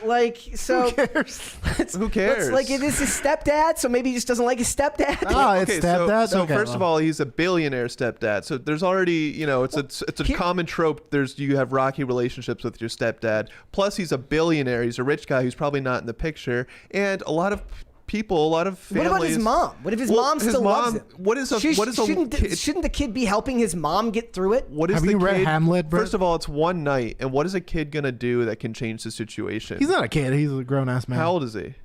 It's he's 37. Yeah. Oh, okay. Well, still, even him? How are you gonna save your trapped stepfather at the bottom of the ocean? You can't. So you might just want to take your mind off things. And hey, Blink-182's in town. You know? Well, here, let's listen to what Cardi B has to say about it, because she is the lone voice of reason in this. Okay. Here we go. Okay, so one of the billionaires that's missing under the water from that submarine shit, one of the billionaires, their stepson, is at a concert, right? At a Blink-182 concert. And people is like, well, what is he supposed to do? Be sad at the house? Is he supposed to go look for himself? Yes. You're supposed to be at the house sad. You're supposed to be crying for me. You're supposed to be right next to the phone waiting to hear any updates about me. You're supposed to be counseling your mom and shit. Like, isn't it sad that you part I agree with. fucking billionaire? Yeah, I get that. And nobody gives a fuck about you? Like you There's missing. probably and a reason ready to for shake it. dicks at concert. That's crazy. I'd rather be broke. I'd rather be broke than like and poor, but knowing that I'm loved. She's right. You know, She's right. I get that. I'll agree 100% with that sentiment. But there's probably a reason that he's not sad and at the house yeah, he's crying. probably a loser. There's a $20 super chat there. Alrighty. So from that, what does that say? That Danza Tastic. Sorry, I had to scroll over. You guys really need to add a numeral for the crisis meter. I never know where we are. Chicken City kind of shows it. Black Snake Moan, great Sam Jackson movie. Why he got to act this way with these ma effing snakes on his ma effing plane? Love that movie. Dude, can I say something? It always annoys me when people talk about their future death, and it's like, you know what? I don't want anyone to cry. I just want them to remember me and be happy with their lives. I want you guys, dude, if I die, I hope everyone here is miserable for at least a week. I hope it affects your eating. I hope it affects your mood. I hope you lose something at a cost of me dying. Be sad. What the... Oh, sorry, I was about to... No, keep going. Go, let him cook. I was about to... beep.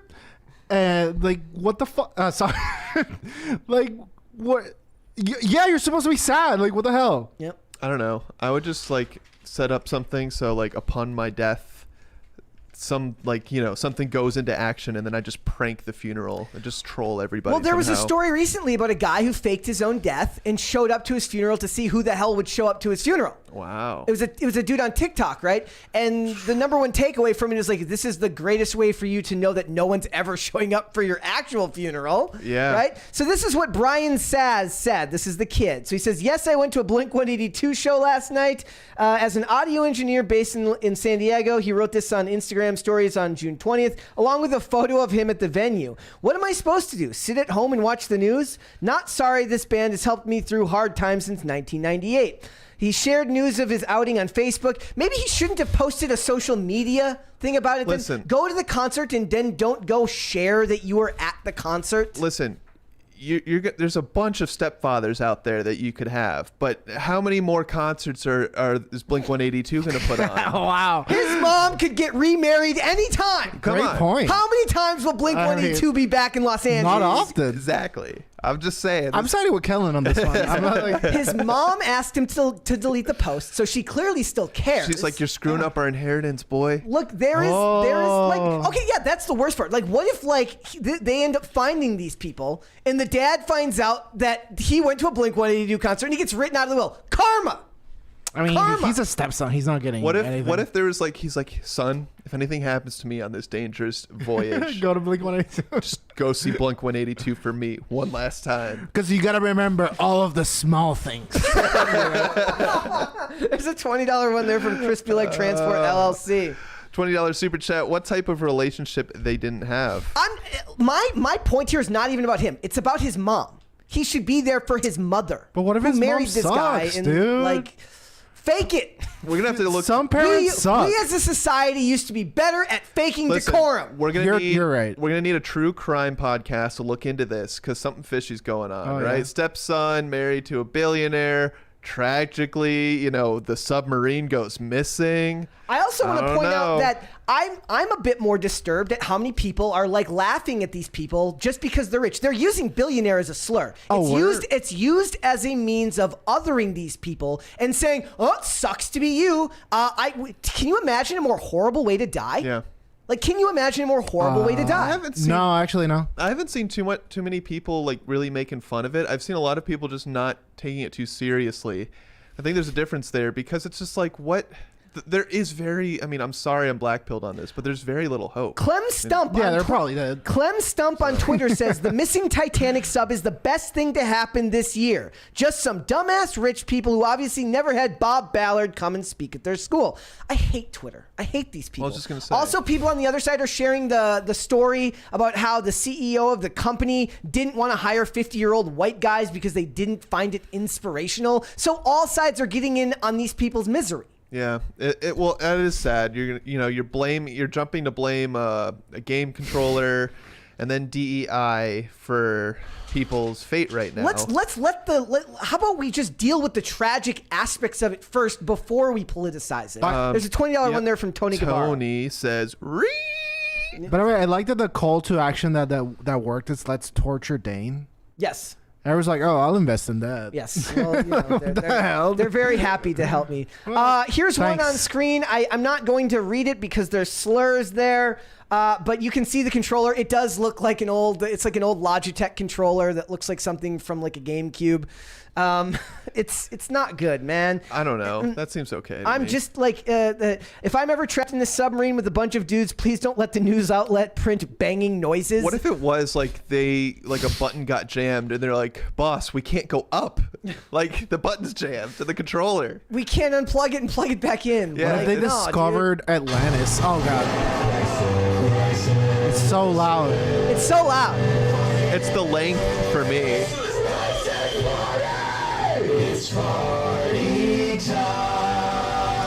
There is a $20 one there from Dave Gazuli. No, wait, that's Canadian money. I'm going to do the conversion now. The color tells us that it's over 20. Okay. Oh. Facebook meme pages are littered with posts making fun of this with the caption "Too soon." Yes, it is too soon. Look, and the funny thing is I'm all for dark humor. That's actually my thing. I don't know if it's the time frame here. I could be just being hypocritical here. I might be a little bit of a hypocrite on this one, but it seems that most of the time when dark humor is done, this seems to be done from a place of malice. Yeah, we're a mean society. They're being malicious towards these people because they're have-nots and they're haves, and they don't like the fact that these people have more than them. Right. Therefore, they deserve to suffer. I think there's a difference between kind of like handling the situation with dark humor. That's a way some people grieve, right? And then there's a difference than attacking like these people's character indirectly and be like, these guys are jerks because they're rich, versus just like making a joke about the actual situation in general. Yeah, you know? you're making it about a certain aspect of it that you feel gives you permission to do that. I'd be less annoyed if you just did it to be mean rather than to be mean because of one specific characteristic. If these people, well, they also keep drawing distinctions between the fact that nobody cares about poor migrant ships that crash, right? But then nobody makes fun of those. Nobody is going to make fun of that in the mainstream media or on social media without getting pushback or being called racist, sexist, homophobic, whatever, right? It's deemed okay because billionaire is just a classification they've given it to give themselves permission to be mean to these people as they suffer. Like, and we're not even talking about after they've died. They're still alive and slowly dying. Yeah, and So they think. And everyone think. and everyone that's prominent now, when they die, like Twitter just becomes a roast fest. Well, that's actually, I wanted to read this. It's only a $2 super chat. It says, just imagine the reactions during Apollo 13 or like any of the space disasters. Yeah. You know, imagine what Twitter would look like. I think that it was such a brave voyage that maybe not, but No, because like, Dude, I mean, maybe because a lot of these people are statists who are like, oh, well, as long as it's in service of the government, then it's okay to be nice to them. But since they're billionaires, they're just idiots. You have people like, to your point, Dane, you have people cheering on when they think Elon Musk had a failure, like a rocket failure. They're cheering that on. They're like, yay, Elon sucks.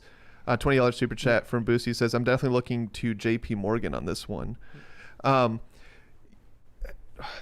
So they don't even realize what he's trying to accomplish and that it was a success and he's trying to build the most powerful rocket so we can go to another planet, right? They're just like, yay, you know, billionaire's rocket was destroyed. So I don't think people will be that sympathetic. You know, if Elon launched people into space trying to get to Mars and there was an accident. But he's political now. Doesn't matter. Why does it matter? You know, I mean, to them, I don't care. You know? It shouldn't matter if you're political or not. You know. So here's one of the posts I was talking about. Titanic. I wish they would do as much for immigrants who die at sea in the hope for a better life than they flee war and hunger, which in my eyes is a better motive than spending $250,000 on a tourist trip in the mini sub. See, they're getting to tell you what is okay and what isn't okay to be offended by based on how they deem the morals of another person. The thing is, again, they're not even telling you. They're screaming this into the void because they probably want to date some blue-haired lesbian. It's truly that. Like no one ever talks to people anymore. Like we all just like give our takes on the internet and we expect some retroalimentation and people be like, oh, so true, King. Maybe it's not that people are being mean that's annoying me. What's annoying me is using the fact that they have money as a reason to do it, because you're giving yourself permission, right? If you're just going to admit, hey, I'm kind of a dick, and I want to be mean to these people that are suffering, fine. But don't give me this bullshit that you're not some type of dick because they're rich. Like, just own it. Fine, own it. I'm pretty sure they're owning it. Watch them find out that They're not. They keep classifying. They're billionaires, so sucks to be them. Watch them like it come out that they've had download internet this whole time and just no upload capabilities. So they're seeing all these posts about them down in the submarine. I mean, I'm kind of joking right now, but still, it's like you have no idea who's viewing this stuff, like what family members. Yeah, forget sucks. about this particular. There's 5 people on that submarine. Yeah. So someone must have been like a technician and probably wasn't like hella rich, you know. It's weird. I think so. All jokes aside, I think something truly traumatic, probably and catastrophic, probably happened days ago. I honestly don't think they're still alive. There may be, in theory, there's oxygen left, right? But I don't think something must have happened because it was an hour and 45 minutes into its dive. That's super soon, right after a dive, and then just be like, we haven't heard from them since. But I agree with Cardi B and what she's saying is like the kid should have been comforting his mom, who clearly cares enough about it because she asked him to delete those posts. So maybe he should have been home with his family. But also, like, why do we care?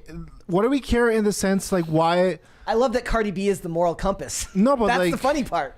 We just watch people do things and like I don't know, like, why do we care? Like, why do we have to be like, okay, so I'm going to put myself in this hypothetical situation, and as a moral paragon, this is what I've done. Like, sure, it's fun to be like, damn, I think the worst part of all of this is that every single thing has to be like it's what you say, Brett. Like, everyone's running for president 24/7. Like that's your entire persona now. But I just want to let you guys know, I don't want to be a public official. I don't want to be president. Watch me be president. And it's so, like, don't judge me on like, I'm flawed. I make mistakes. Sometimes I'm irrational and emotional. They're saying that he's silly. not a kid. I'm like, he's the mom's kid. Yeah, he's the child of this. He's the stepson. So I'm classifying him as a kid. Well, he's about the same age as me. The first thing that I kind of thought about when I was reading the story is how thankful I am to be like living in America, because like if you got lost in a submarine in like most countries in the world, you're gone. There's no search and rescue. There's no Coast Guard. Like, I think Canada's out there and the United States are both out there France using resources. Or something, or like, yeah. No, it's right off the coast of Canada is where the Titanic wreck is. But you've got two, countries out there using resources, how much ever money it costs, planes and boats and ships and equipment, right? And it's like, there's hope. There's a chance. Imagine if this crew, it was like maybe I don't want to point my finger at any country, but another country, chances are even slimmer than they are now. There's a really good $20 one. Right John Andrews says, when I was young, Americans would be rooting for them to be saved. Today, they root for them to die. Yeah. That's how I see it. It's sad. Okay, here's the thing. If those were poor people down there, people would be saying, one would even I talk about it. I hope they survive. No, I think this one they would, because it's such a unique situation. Being a submersible, being at the bottom of the ocean, looking at the Titanic, it makes for a great story. I get it. I mean, dude, you know how many, like, I just don't believe it, because the amount of military, not just military, but just helicopter accidents that happen every single year and just like nobody talks about. And I'm like, this is insane. It's like when I learned there's like 1,000 train derailments in this country a year. Then the point is that nuts. No one's talking about it. People don't care because they're rich. It's not that people hate other people. They feel morally superior to hate these people because they have money, which is the root of so much of the hatred we see today. I get to hate you because you have a characteristic I don't like. Yeah. You're white, therefore I get to wish death upon you. You're this, therefore I get to wish death upon you.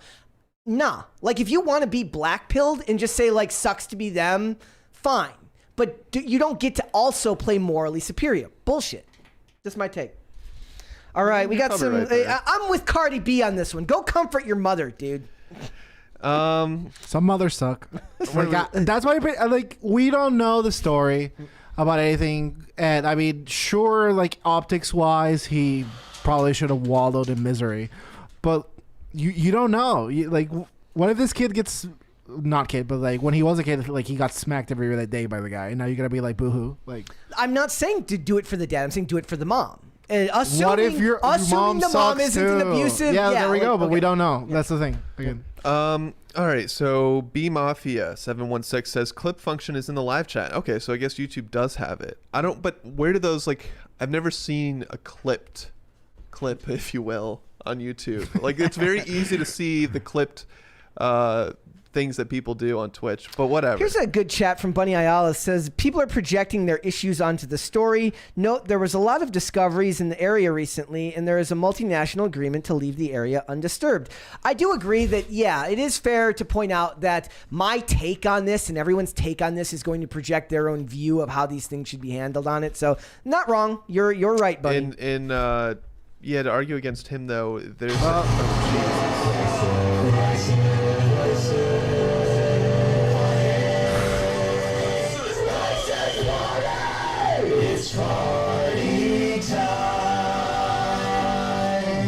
In a world of people making fun of people dying on a sub, be an Ian. No, but they're saying that the because of I think bacteria, they're saying most of the Titanic could disappear, like the wreckage, by 2030. I think was the report I was listening to. So it's sad because you got to remember how many hundreds of lives were lost during that accident. You know, so it's like I think we do owe it to the people from back then to like make sure we actually explore and document everything down there before it's gone forever. Yep. Where do we leave off? Michael with a... Oh, there's a $20 one there from Francisco Sanchez Jr. Oh, there was two down there. There was one from Mountain Goat and one from Francisco Sanchez Jr. Okay, yeah. So a Canadian P3 was able to detect sounds with a Sono Boy or buoy at a 30-minute interval. I saw that. So hopefully they look how great of a story would this be if they end up finding these people just in time? That's the Hollywood ending. Yeah. Am I supposed to say? Am I supposed to say that like if they made this a movie, you're Hollywood, you make this a movie, you're like, look, like they made, what was that movie with Ben Affleck, Deepwater Horizon? Like so what if they make this movie and they're like, no, sorry, we're gonna make this movie and we're gonna save these people just like they were saved in real life, but we're gonna make them poor so that the average viewer can really root for the people getting saved. So it's like a weird Willy Wonka kind of movie where you get your golden ticket to go on a doomed submarine. Yeah. Lizzo. That's what Lizzo they'll end up doing because you can't be happy when rich people get saved. We are a really morbid society, Yeah. and it's honestly tiresome. And then a $20 one from Francisco Sanchez. Yeah, the Thai soccer team trapped in the cave got the concern from the public that this incident is not mostly getting. Yep. Yeah, I agree. I mean, then again, those were children. We cared about Brittany Griner getting locked up in Russia. And if you remember, that was one of the first times that Elon really was put on the map because I forget who he insulted, but he was in a debate over like someone basically trashed his idea for saving those kids. Yeah. And he was in a debate with someone who was like, this will never work. And then he just like insulted anyway. There's a $20 one there from Wyatt Dirt. Damn, they really want to annoy you today, Dane. I'm confused about why I should attach emotion to a story in the news cycle about these people. Yeah, it's harsh. That's life. No guarantees, and most of us won't get fanfare as we pass. Saving my concern for real life. That is a completely rational and valid concern. I just thought it was the reason I like the story. The hook for it for me was in a world where Cardi B is your moral compass and telling you, look, go comfort your mom. She basically says in that segment, she says, look, I'd rather be poor and loved than rich and nobody gives a crap about me.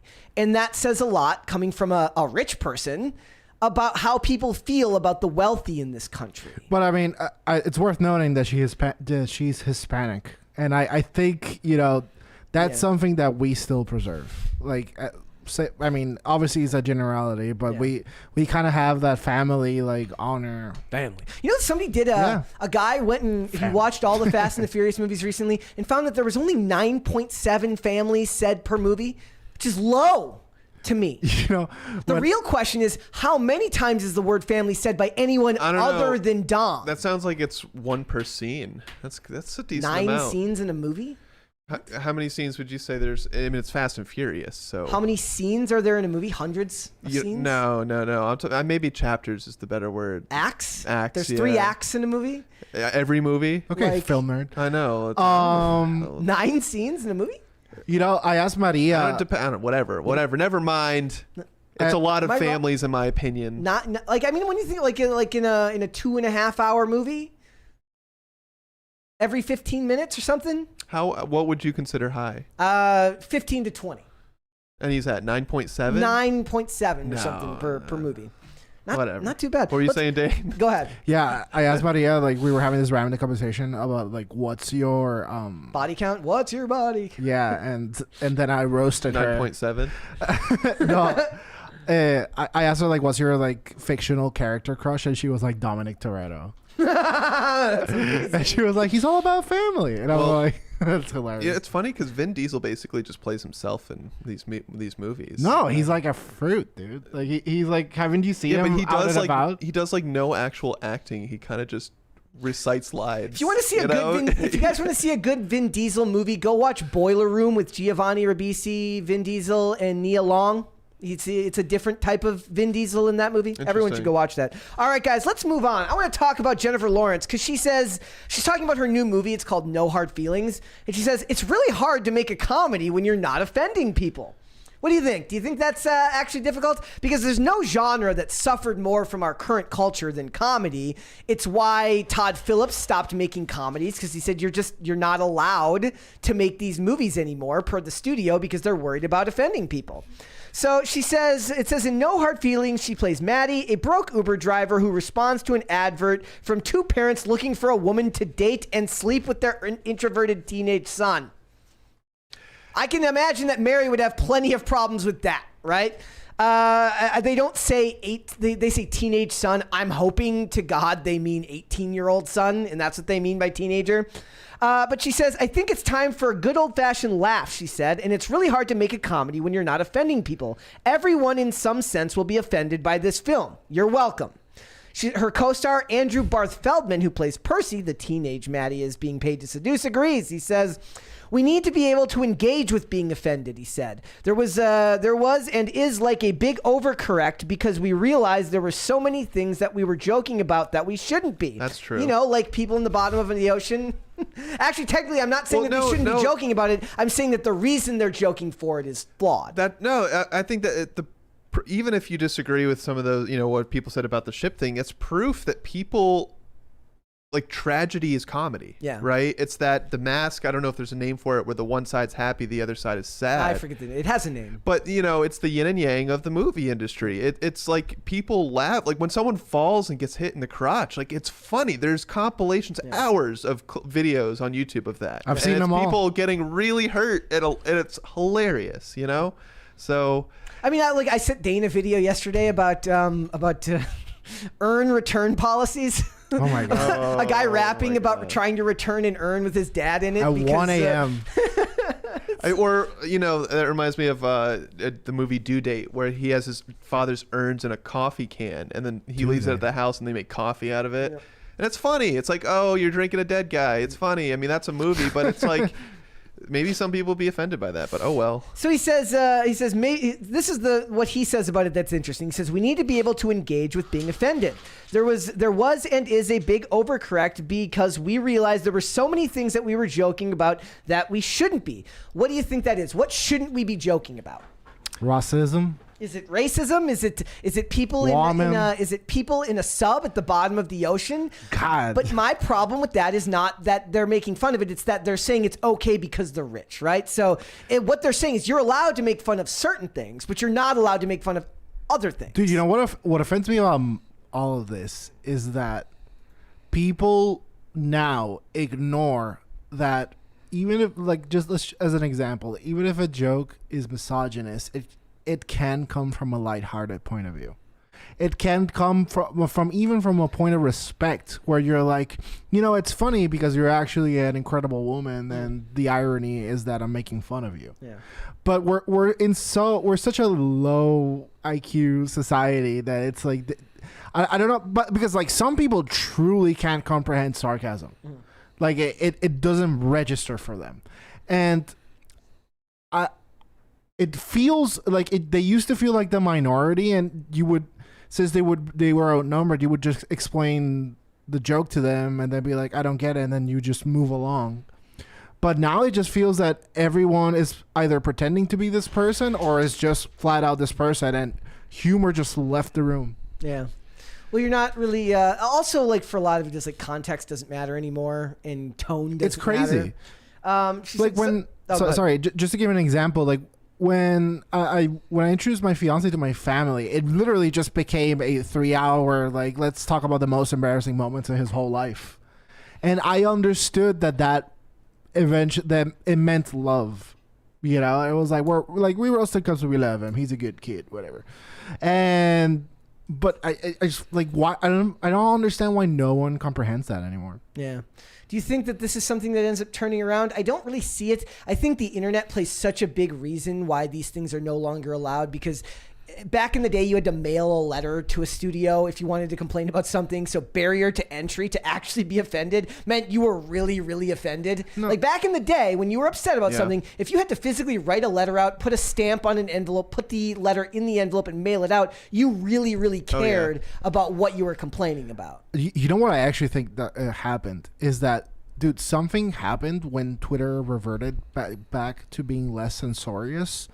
And I've seen like a slow trickle of people just being, they were so fed up with just having to be the PG-13 versions of themselves. Like some people have generally become monsters, but I think it's that now these people, they receive like visceral hate that they otherwise wouldn't receive on Twitter for some other dog shit takes.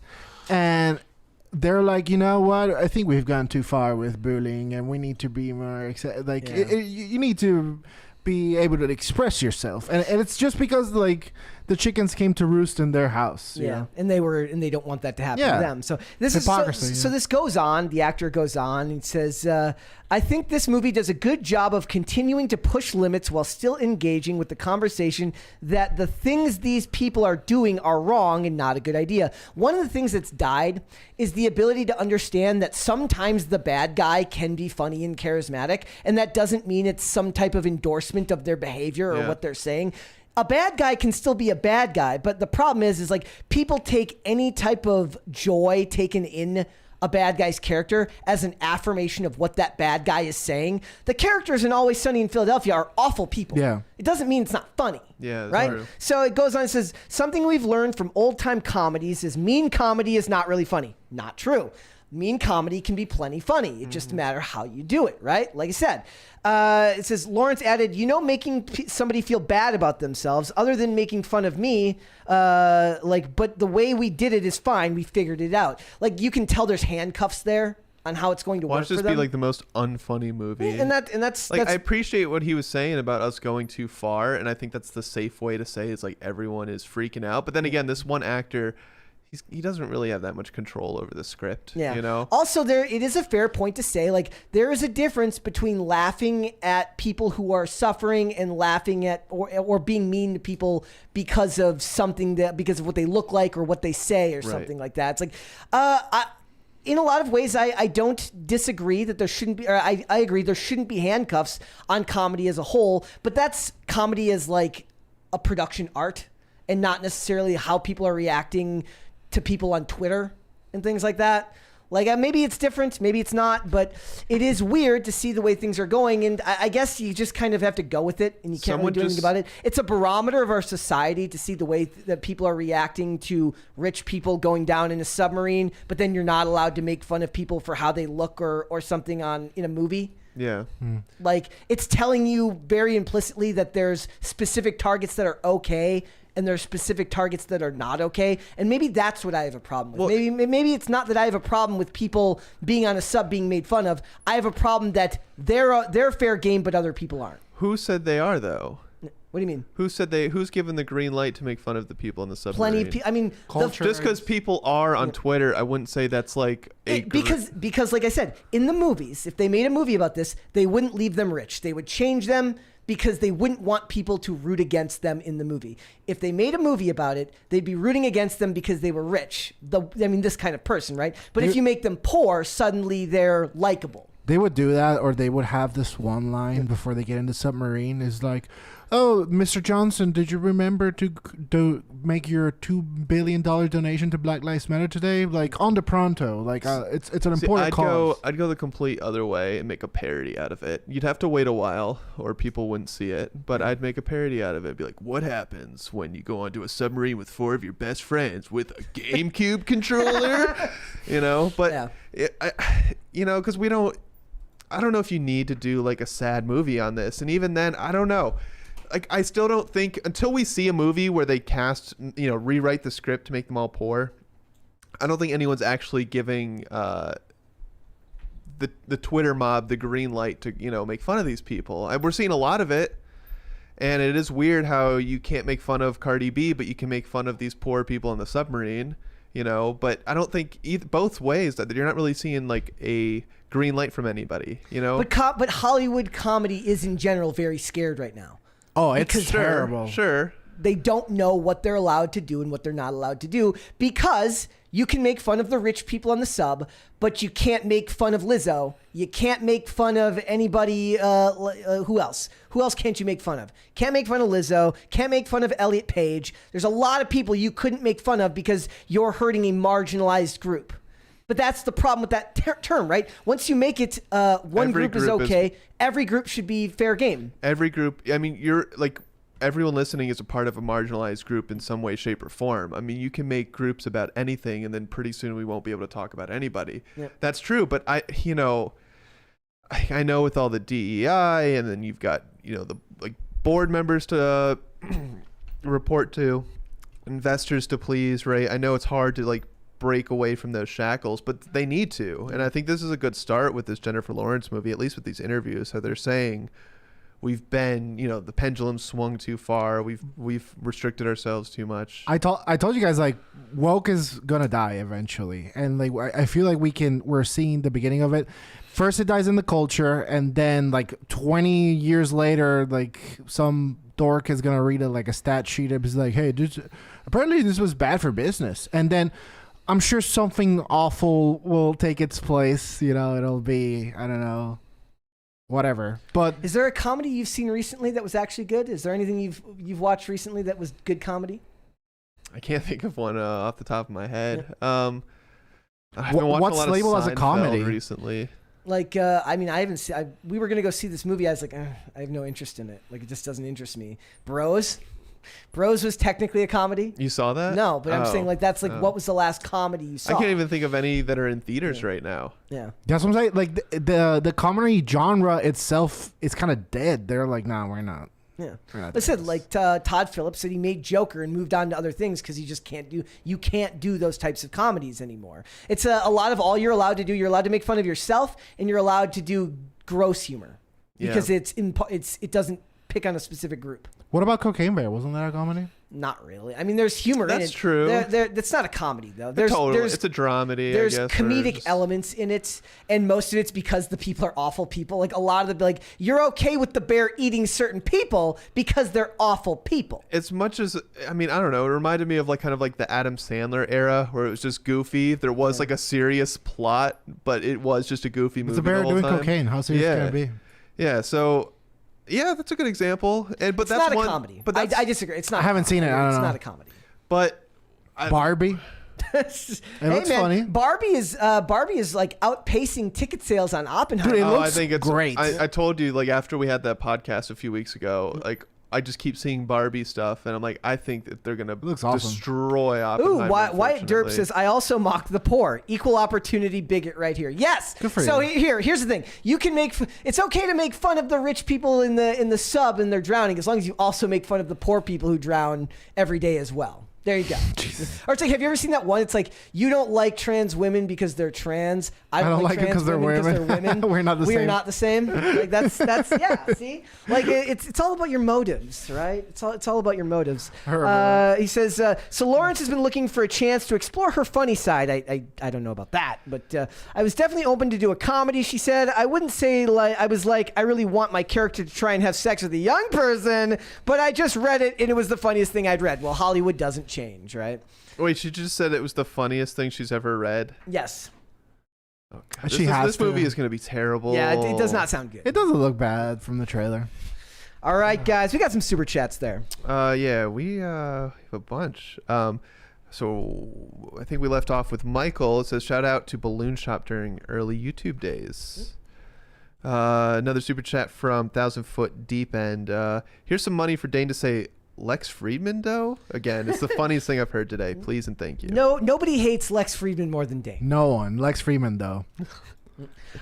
In the chat, because Reason says, I don't understand the poll question. Just got here. So earlier in the show, I tried to make a poll that said Brie Larson, hot or not, and it suspiciously would not let me post it. Yeah, I put respectfully in the thing. I said, is like hot, respectfully, not respectfully, and YouTube wouldn't let me post it. I had to pop out the chat, delete it, and then make a new one and change it because it wouldn't let me ask the chat whether they thought Brie Larson was hot or not. Makes me sad.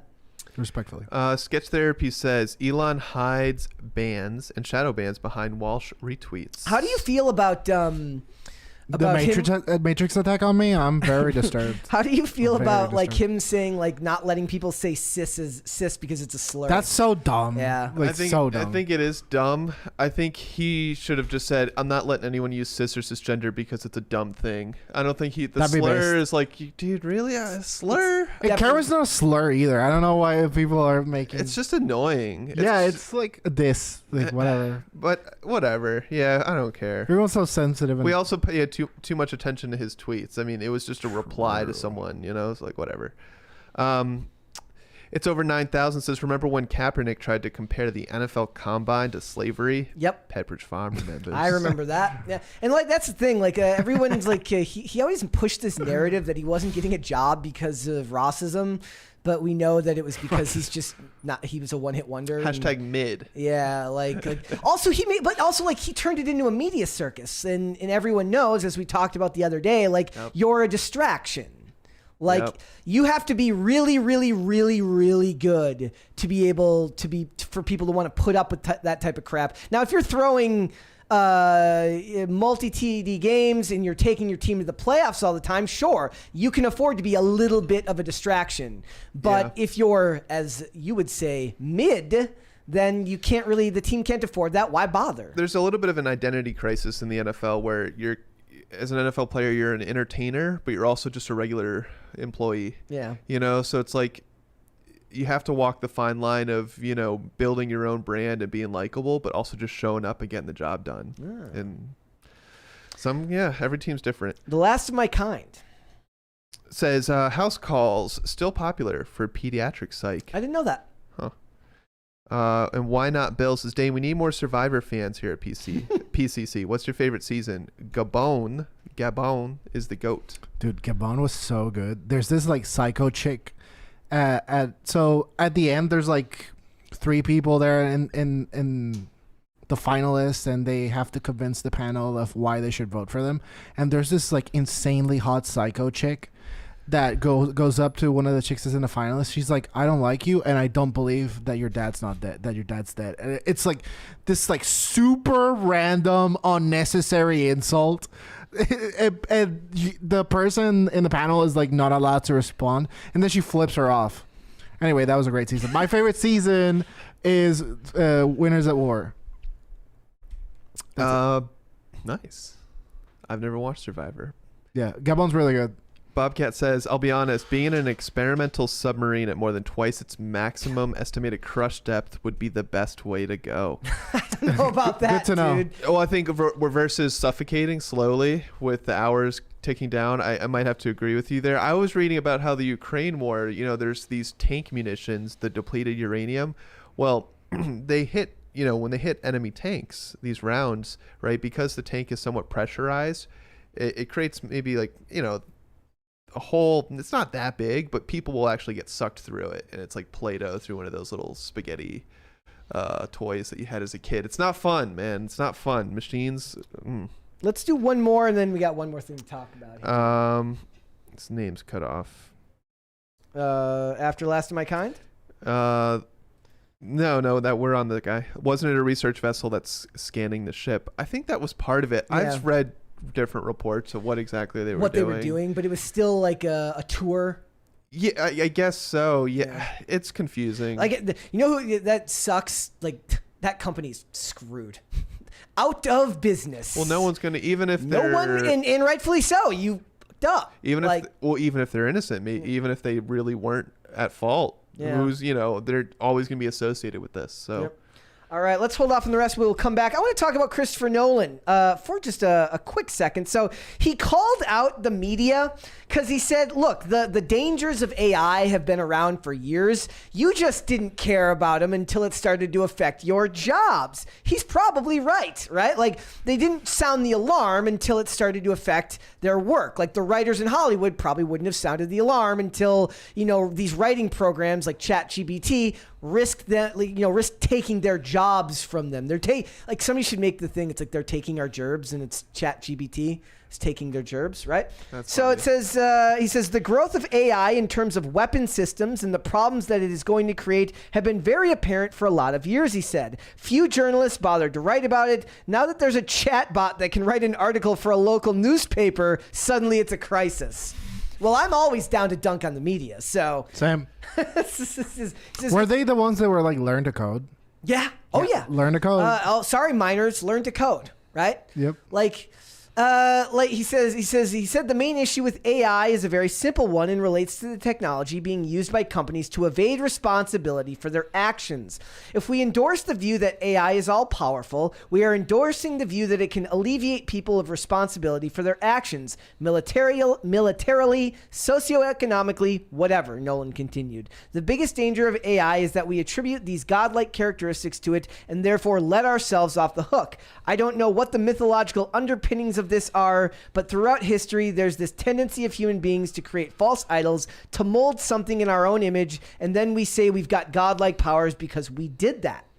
What's interesting, did you know that apparently, and this is just something that I heard in the reviews, that the bad guy, the antagonist for the new Mission Impossible movie is in fact artificial intelligence? Oh, that's pretty cool. Yeah. So they're weaving that into the story there, but he's not wrong, right? Like, to be fair to the media, as much as I'd hate to do that, most people don't address a problem until it reaches their own backyard, right? That's not necessarily a fault of theirs unless they're being malicious and telling minors to go ahead and learn to code.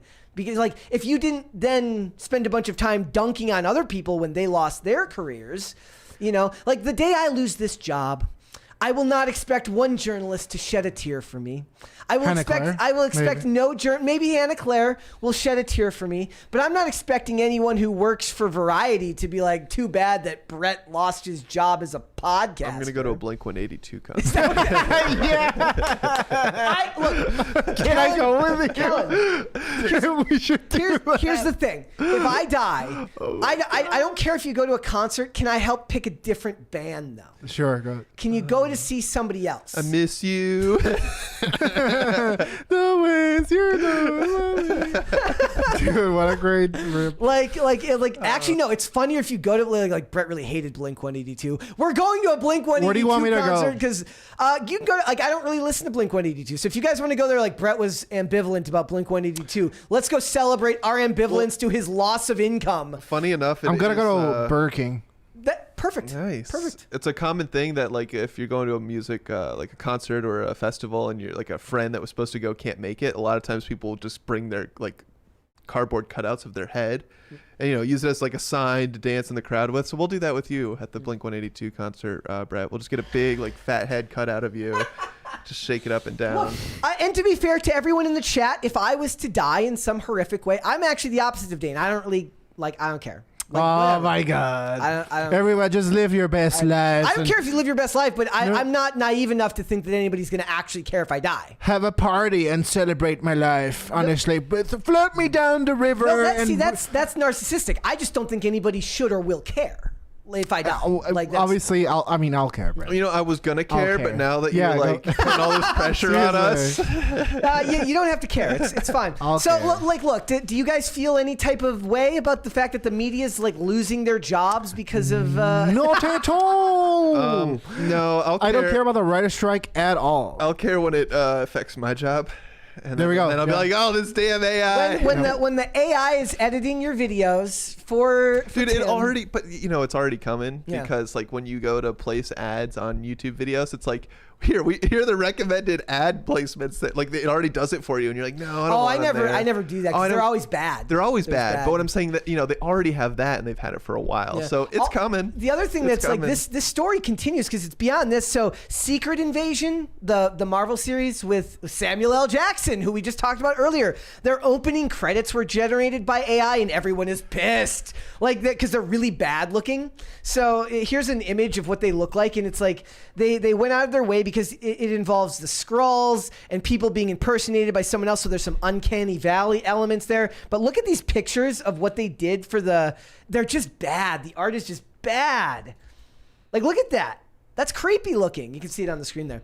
Like it's creepy looking, and people aren't happy about it because what they did was I tried to find a video of it. It kept copywriting me, so I couldn't show any of it. So a lot of these people are saying it says, no way in hell Marvel used AI to create the Secret Invasion intro. This is the worst intro for any TV series ever. This actually does bum me out because one of my favorite aspects of television shows, the ones that choose to do intros, really good opening credits Dexter. are awesome. Dexter is a fantastic example of that. Dude, I really like the Peacemakers, like awesome. I love it because it's a whole dance routine. But that wasn't graphics mainly. That was that was an actual intro with people. Equally impressive though. But another one would be like Is that 3 or 4? 3. The intro to True Detective had great art.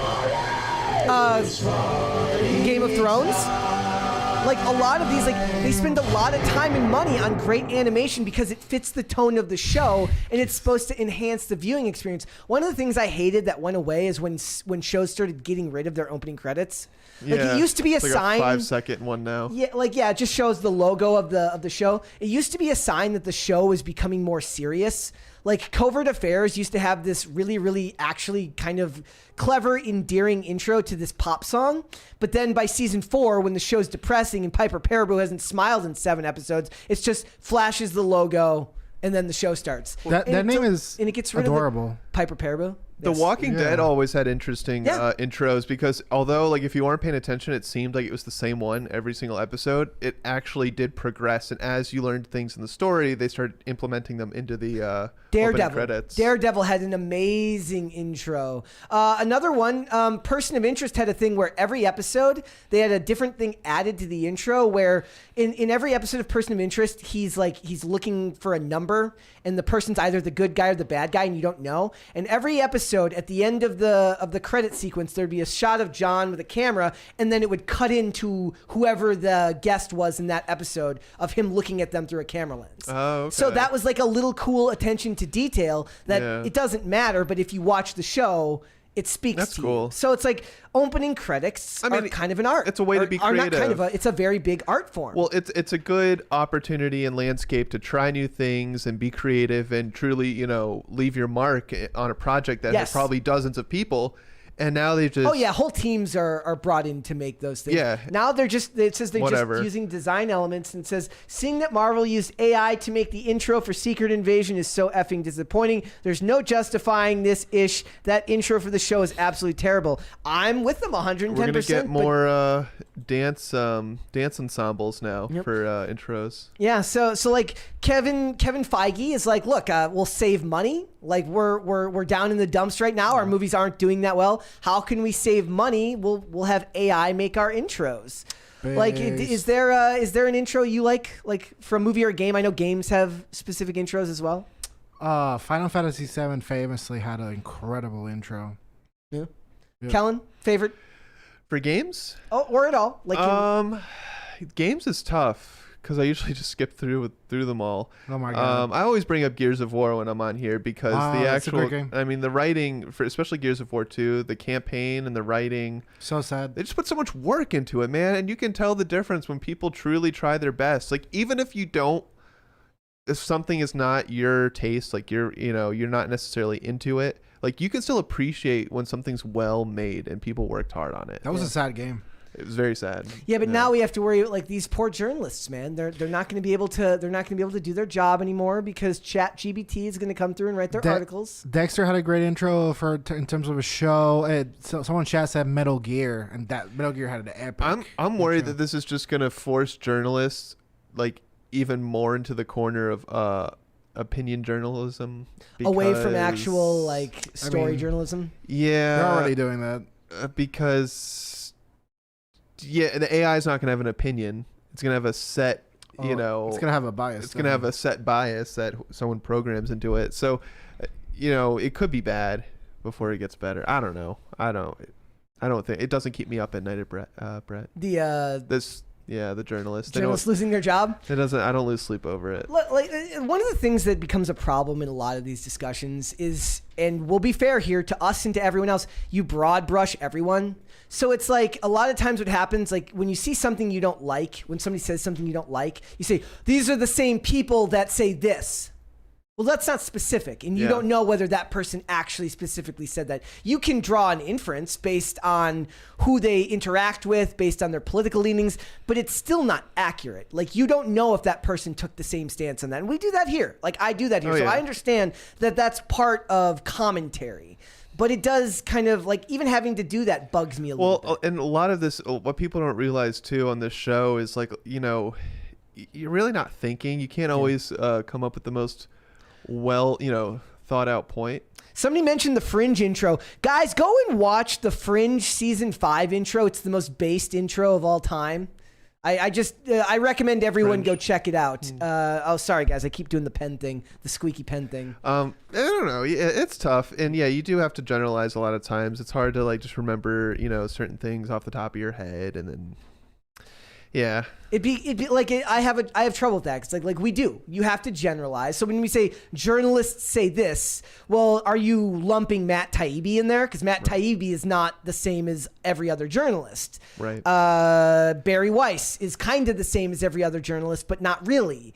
And journalists, yes, they're sounding the alarm now about all this stuff, but it's going to affect them. Everyone sounds the alarm when it's going to affect them. Like, it's not like I can't hold that against them for doing that. Yeah. But, I think I might have said it on the show yesterday. You can't stop progress. So, I think... So learn to code? We're trying. So learn to code. We're trying to... So we should learn to code.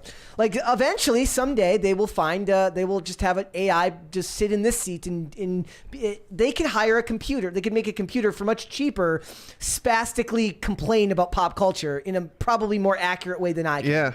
Yeah. Like I am imminently replaceable. There wouldn't be we wouldn't have those moments where like, oh, what's his name? What's his name? Yeah. It wouldn't happen. And I hate that. Like, dude, I hate that so much. I hate when I can't think of who I'm trying to think of. It used to bother me, but now I'm just like, oh well, I can't know everybody. Because here's the thing. It never happens on the regular days. It always happens on the days when you think like the show's doing well, high concurrent viewers. Everyone's watching. That's the moment when you can't think of who you're trying to think of. Yeah, because you're focused on too many other things, man. Yeah. Yeah. Yep. I hate that part of it. It's not a fan. Not a fan. I hear it though. I feel it. Also, I think for a lot of it is like for a lot of these writers, they'll just have to adapt, and they'll just like saying learn to code. You'll have to learn to do something else. Or like newspapers, like the New York Times can like do a little badge. It says like proudly 100% human run. Which, as dystopian as that sounds, like maybe, damn, just like you have a news guard certification to see human how much guard certification, to see how much fake news you are. Yeah, see how much human you are. So. Yeah, yep. I don't know. I just on one hand, every time I do IRL, I'm dunking on how awful journalists are. So I'm not blind to the fact that they don't get a whole lot of sympathy from me. But I'm not saying necessarily that sounding the alarm now isn't necessarily logical, given that it's in their best interest. That's just human nature. Yeah. So it is what it is. All right, guys. We do, in fact, have super chats here. I think we left off with Gordon. No. Hold on. I'm sorry, guys. I lost my place. I'm going back up. I believe it was Theoden King of something. All the names are cut off, man. Theoden King of Brohan? I think it was that one, right? Yeah. Yeah, but how much does he stand to inherit? I think they're talking about the son of the stepfather, the rich guy. We're just joking. We're just talking out of our ass. I mean, that's that's what. Hold on, did we miss the one about from 1,000 Foot Deep End about the people trapped being poor?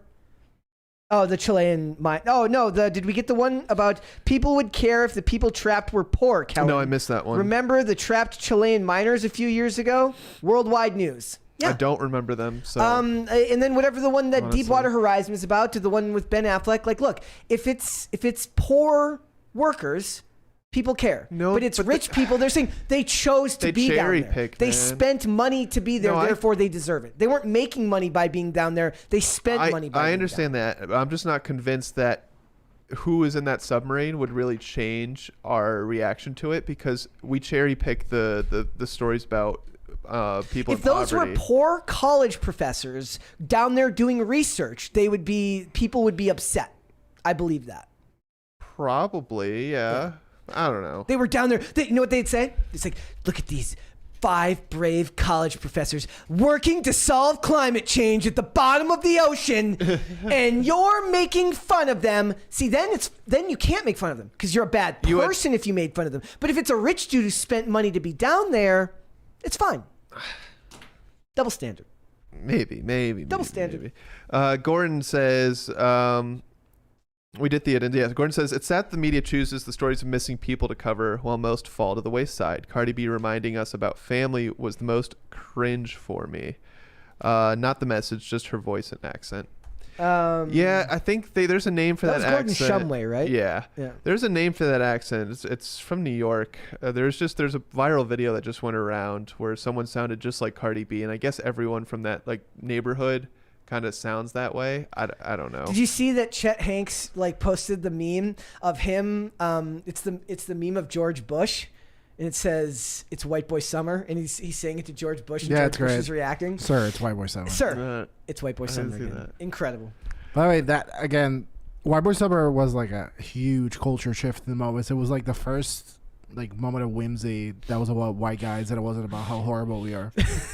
Well, Chet Hanks is the savior we need. He really is. That's we don't why deserve him, but we need him. That's why I really like the guy. Marcos has a $2 super chat with nothing. Thank you, Marcos. Nice. Urashima something. Otaru. Hollywood only cares about offending left activists. That is true because they're the loudest. Gordon, another one, says, my buddy's fiance threw away his father's ashes while she was spring cleaning. My friends and I gave her ish about it all the time. It's always hilarious. Holy shit. Dude. That stinks. Dude. Classic. Oh, man. That is like... Sketch Therapy says, Twitter didn't change Elon's retweets. Hide that fact. Yeah. Need some dudes. You guys have to use grammar. You know how hard it is to read. $2 super chat might be limited in characters. Well, screw YouTube for that. Thank you, because Sketch Reason Therapy. says learning to code is like Dane eating pineapple pizza. Never gonna happen. Fine, Brett. Gordon says, I won't go to Blink 182. I'll go to Angels and Airways. P.S. They're doing Tom DeLonge's other band. What about going to see what's a band that I don't necessarily listen to anymore, but No, I'm gonna order Chick-fil-A. Anberlin? Maybe is Anberlin still perform? I'm gonna start a podcast. It's gonna be I mean, called- really, I've what never you heard should of be them. doing is going to see rap artists. No, I'm gonna figure it out. I'm gonna start a podcast. It's gonna be called Crisis of the Pop Culture.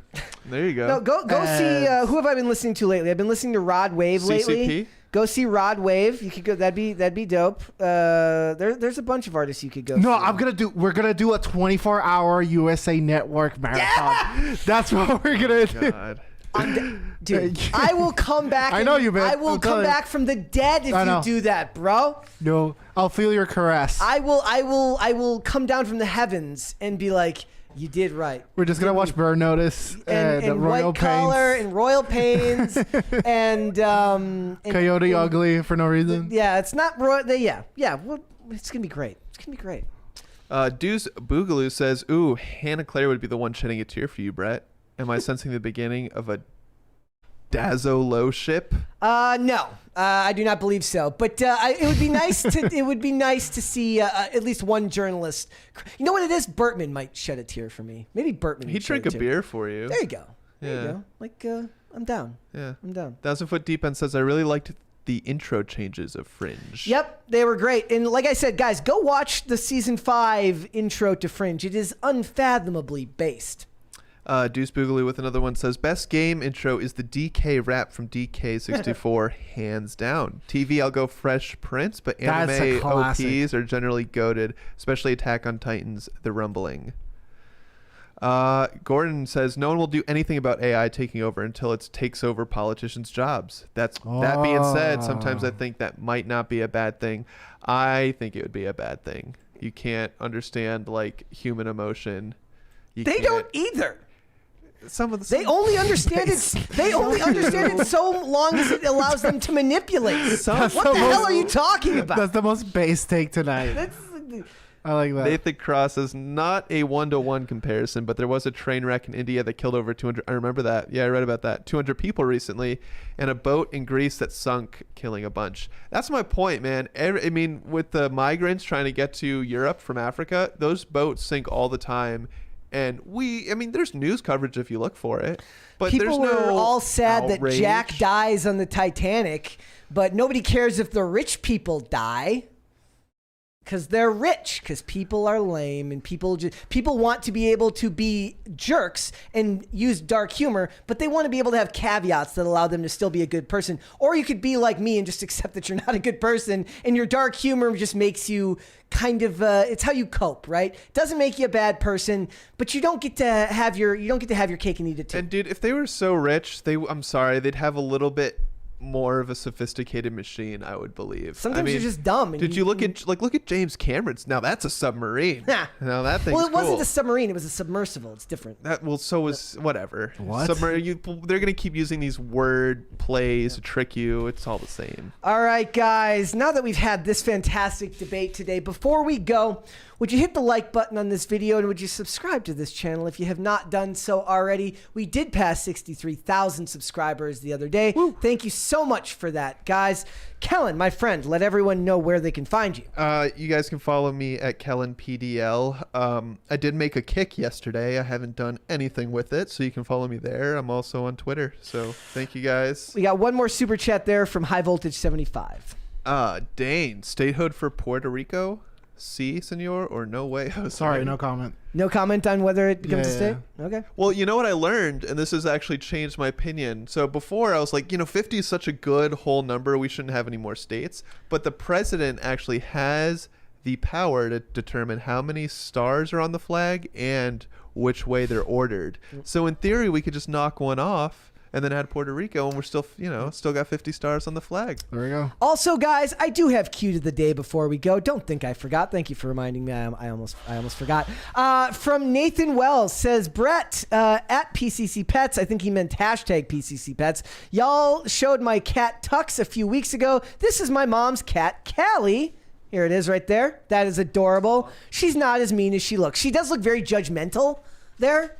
Like, she looks like you didn't put enough ingredients on in the I cat. want like you to she's wearing want a to do the scarf. dishes. Yeah. Face, Yeah. So that's a very adorable looking cat, but it does look just a tiny bit judgmental. And we got one more from, isn't that adorable? Hashtag PCC Pets. This is Zuko, and yes, he must capture the avatar to regain his honor. it. Look at the halo effect behind those ears. That is adorable. That's cool. That is adorable, guys. Also, I saw we got one more super chat there from Braymont. I'm a sucker for songs. I liked the iZombie intro. Yeah, that one's really, really good. The intro to iZombie is also really, really good. In fact, I was just watching episodes of iZombie last night. I contend that Steven Weber as Von Duclark. First of all, Von Duclark is the greatest bad guy name ever for a douchebag CEO. Like in that show, he doesn't like people talking bad about his energy his energy drink company on Twitter, so he has them bumped off. Like it. It's the greatest comical version of an evil dude ever, and his name's Von Duclark. That's just a great bad guy name. It's pretty good. It's pretty good, man. Dane, let everyone know where they can find you. Guys, first we missed a super chat. Oopsie, I'll read it. We did? From Braymont. No, okay. I read that one. Never mind. I'm just But guys, Matrix Attack, do you even care? If you care about free speech, and if you care about freedom, follow me on Twitter at Dane Font, and now I shall spell that out for you.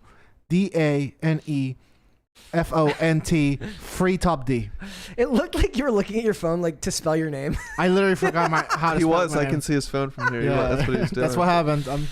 Guys, again, thank you so much for joining us today. If you'd like to follow me, you can follow me on Instagram and Twitter at Brett Dasovic on both of those platforms. PCC is here Monday through Friday, 3 p.m. Eastern Standard Time.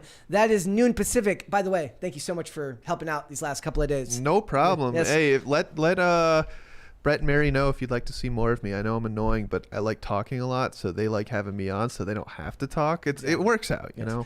Mary will be back tomorrow, but guys, 3 p.m. Eastern Standard Time. That is noon Pacific. If you'd like to listen to this podcast rather than watch, we are on Amazon Music, Apple Podcasts, Pandora, and Spotify. And if you'd like to follow the show on social media, we are on Twitter at popculture_show, Facebook and TikTok at popculturecrisis, and on Instagram at popculturecrisispod. We will be back with another episode tomorrow. We'll see you then, guys. Goodbye. Later.